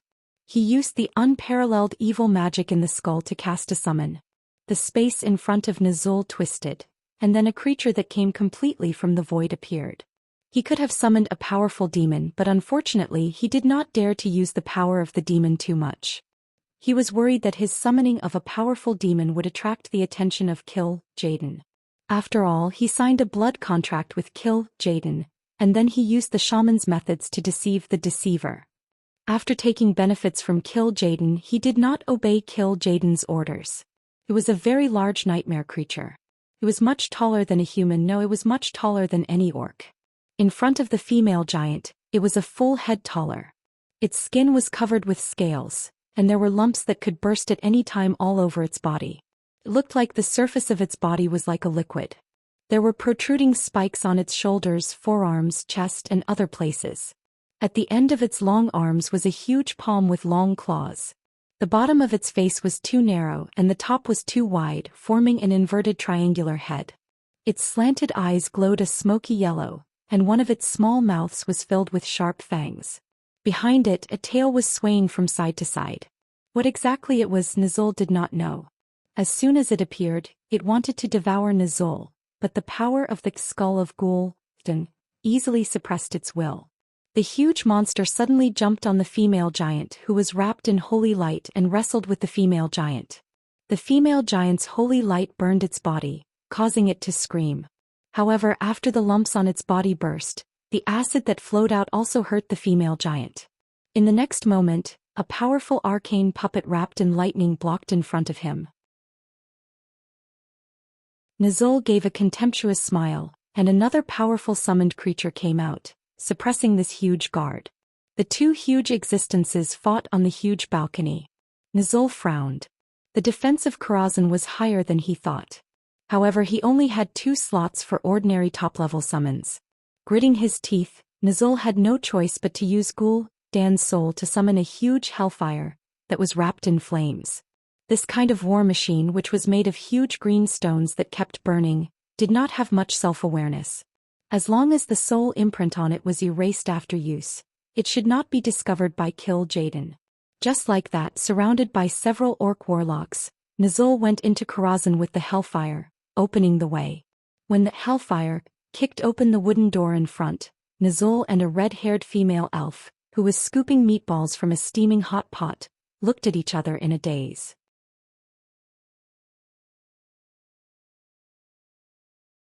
Chapter 698. Did Duke not do anything when the sun and the moon were fighting so fiercely outside? Impossible.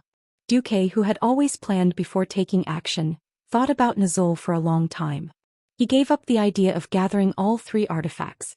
After all, he couldn't get Sargeras's scepter. What if he courted death by trying? Perhaps a few tenths of Sargeras's remaining divine will could kill him with that tiny body of his. He couldn't get the Dalajan's either. That thing was the national treasure of the Dalajan. Even if he notified it, he would have done his best. The only thing he had a chance to save was the Timadiva's book. Duke didn't want to go to Draenor to play. He wasn't afraid that he would go to Draenor after beating up Kill Jaden's adjutant and his army commander. After all, Kill Jaden should have been delayed by something in the original history. Duke was afraid of the earth-shattering explosion that blew Draenor apart. In the original timeline, Turalian and Aurelia were killed, and Khadgar was blown to wander in the void for who knows how many years before he survived. Big brother, don't play. Withstanding a nuclear explosion with the body of a mortal, how could it be possible for a human to do that? Even without the explosion, Duke wasn't optimistic about the expedition to the Outland. The alliance was full of internal conflicts, and it would be difficult to defeat a fleeing Nizul with just a few 100,000 expeditionary troops. To conquer Draenor, which was not much smaller than planet Azeroth. Did they want to kill the beastmen with just these few people? How was that possible? After going around in a big circle in his mind, the simplest way was to protect the Timadiva's book, block the watchtower, and then slowly fortify the entire blasted land. As long as they could do it, after a few decades, the tribe would be finished in Draenor. Since he had made up his mind, it was easy. The biggest difference from the original history was that something as important as the Book of Madiv wasn't placed in Stormwind City's library to be managed. Doing that would be stupid. What was the difference between that and an unprotected child taking a huge sum of money and running around a bandit's den? The Book of Madiv was in Karazhan and Duque carried it with him. That was not enough. Therefore Duque invited a great god. Here came the problem. What kind of price did one have to pay to seduce a god who could punch the Demon King and kick the Black Dragon army? In the past, Duque had been very vexed. However, ever since a certain dragon queen awakened a certain gluttonous talent because of the ice cream, things became much simpler. This was the scene that Nizul was presented with. What the hell? Queen Alexstrasza didn't care about the soup splashing on her impressive breasts. She breathed out hot air as she sent one meatball after another into her mouth. Her beautiful face looked ridiculous because of the number of meatballs under her cheeks. However, the dragon's might that she unintentionally exuded naturally frightened Nizul. Almost subconsciously, it made the hellfire that did not have much wisdom stop moving. It looked like she was the one who scared hellfire so much that it didn't dare to move. Aguru guru guru, demons. The queen reluctantly put down her spoon and stood up a little awkwardly. Aluo gurula. You asked for it. On the other side, Duque, who was walking over with a plate of delicious food, was speechless. He held his forehead and said, "Please. Can't you eat it before you talk? The giant dragon army has lost all face because of you." The queen seemed to realize that she had lost her composure. She took a deep breath and then with a gulp she swallowed the more than 10 meatballs in her mouth in one gulp. Duke's face fell as he watched the egg-sized meatballs protruding out of the queen's thin neck and into her bottomless stomach before disappearing without a trace. No, it should have collapsed a long time ago. In order to tempt this glutton, after receiving the news that Nazul might attack, he and the Windrunner sisters had been busy for a few hours as a chef and a waitress. They had made a few meals, but it was not enough for the queen. A dragon that weighed dozens of tons turned into the size of a human, and even its weight dropped to 100 pounds. This was not scientific. It was wishful thinking to use a human's appetite to satisfy a dragon's appetite. Well, there was no point in thinking about this. But I have carefully prepared these soup meatballs. Ooh. Ugh. The queen burped and then accidentally spat out a small amount of flames. She then gave Duque a thumbs up. Actually, meatballs are very delicious. I can even taste them in my stomach. Damn, do dragons even have taste buds in their stomachs? Turning her head, the queen was a little angry when she saw Nazul's green skin. Seeing the orcs reminded her of those humiliating years. Then she looked at Hellfire, which had been included in the category of demons. As smart as the queen was, how could she not know what Duque was planning? Although I knew that you must be up to no good by suddenly inviting me to dinner, for the sake of the delicious food, I will help you kill every demon and black dragon that appears in front of me. The queen struck a domineering pose, looking majestic. Well, if she could wipe the soup off the corner of her mouth, that would be right. Unfortunately, she was just a clown now. Even so, the queen's words still made Duque happy. Damn. This was a golden medal of immunity. Wait. Not including the orcs. Duque lost his voice. The queen was dispirited. Not including the orcs. Duque was a little disappointed. He did not ask anymore. The dragon slumber temple was so conflicted. The laws of their guardian dragons were not something that outsiders could understand. Did not matter. This was already very good. Duque put the cutlery in his hand on the coffee table that was specially prepared for uninvited guests. He took off his apron and handed it to Sasha, who had already taken out her bow and arrows. He loosened his muscles and strode towards the chief orc warlock. Nazul, right? Very well, let's fight one-on-one. Along with Duque's domineering words, an illusory dragon claw suddenly appeared in the air. With just a squeeze, the hellfire, which was enough to make half of the human army fall into chaos and despair, turned into powder and dissipated in the wind. Nazul was horrified and almost subconsciously took half a step back. Aurelia smiled bitterly and rested her chin on her hand. Duque, you little be *starred. You make it sound so dignified. Sasha continued, but I like that he's a little bad, but he can stand up at the critical moment and have a heroic spirit. While the Windrunner sisters were teasing, Nazul was cursing in his heart. He finally understood. The so-called duel was under the premise that he could not summon any demons and fight with Duque. Damn it!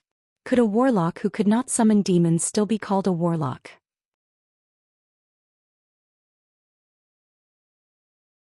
Chapter 699. Well, a duel between two people. One-on-one. It sounded fair, didn't it? In fact, it was **T.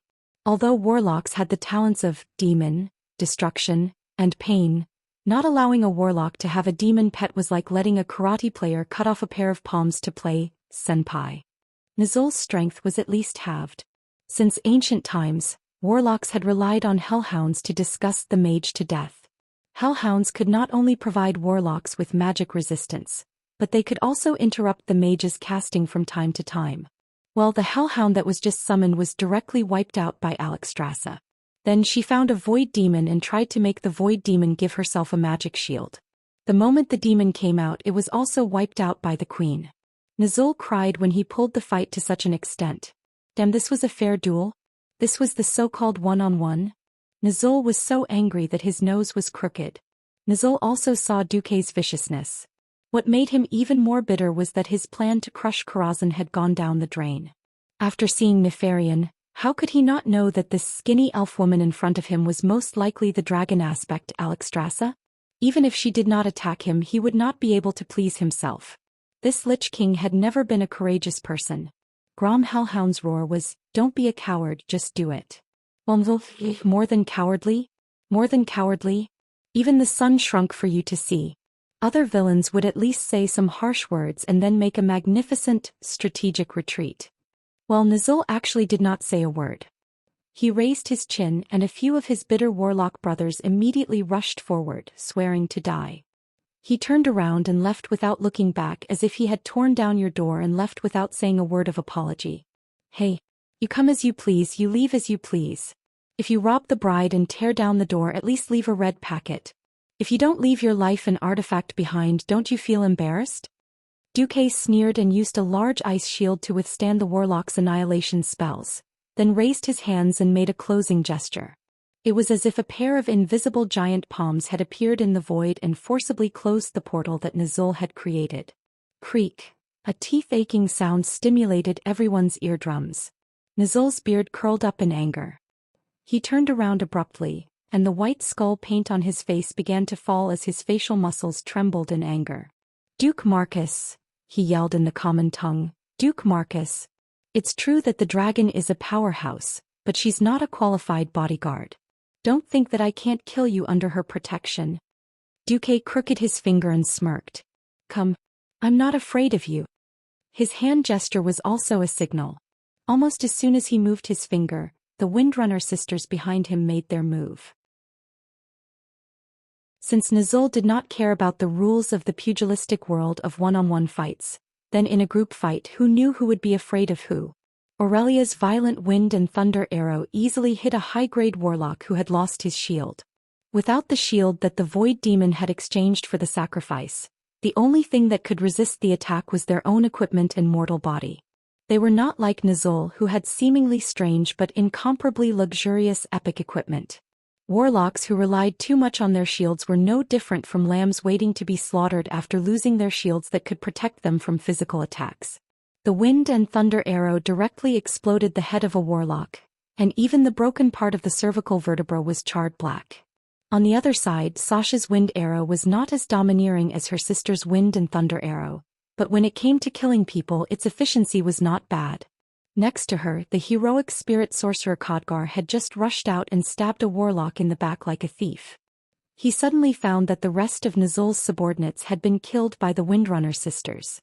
As a result, the heroic spirit warriors that rushed out from behind either ran to help the Saintess of Chastity and the Curator, or simply became spectators and retreated to a distance to cheer. If Nizul's face was not covered with a thick layer of white powder, his face would have been very black.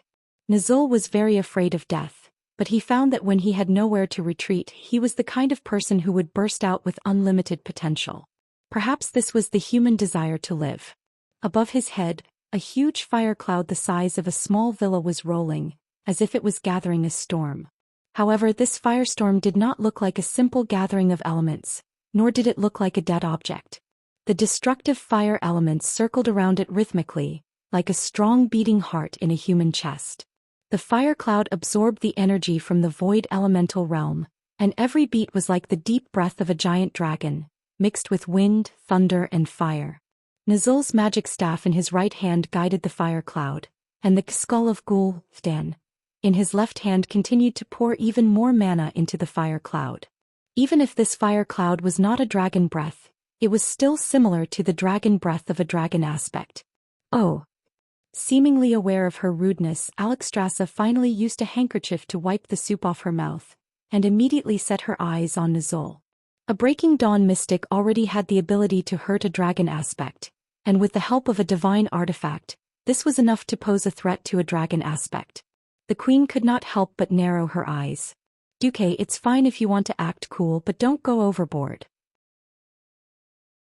Because the entrance to Karazhan had been changed, the battlefield was now on the huge balcony where the knight's nightmare had been near the broken staircase. At this moment, the sky above the balcony seemed to be divided into two distinct sides. On one side, there was a red curtain of destructive flames that lit up the atmosphere. When the fire cloud rolled and rolled, the high-temperature flames seemed to be able to burn through the sky of Karazhan, and even the illusory space behind them had to be ignited. The other side was illusory and blurred. Half the sky was flashing with purplish-blue arcane light, and delicate mage hands were turning from illusory to real. This process was neither fast nor slow, and people could easily see that these hands were not only holding magic staffs that everyone had seen before, but also some that they had not seen before. Does Duque have so many magic staffs? Sasha was a little confused. I don't know. I only recognize the Grand Marshal's battle staff, and the Jordan's staff. Aurelia was also confused. Today, Duque was holding the Titahak step of time with 4 sharp horns. It was completely black and the body of the staff emitted a blue and white light. And floating around him were all the magic staffs that he had sealed in the corner of his memory. Nizul, Duque said softly and then said, "This move is a special gift for you. The name of the move is very suitable for you and that is Unlimited Staff." You're tuning in to the Zhou Xian's Legacy YouTube channel. Don't forget to subscribe and join us on this journey to catch the most captivating stories.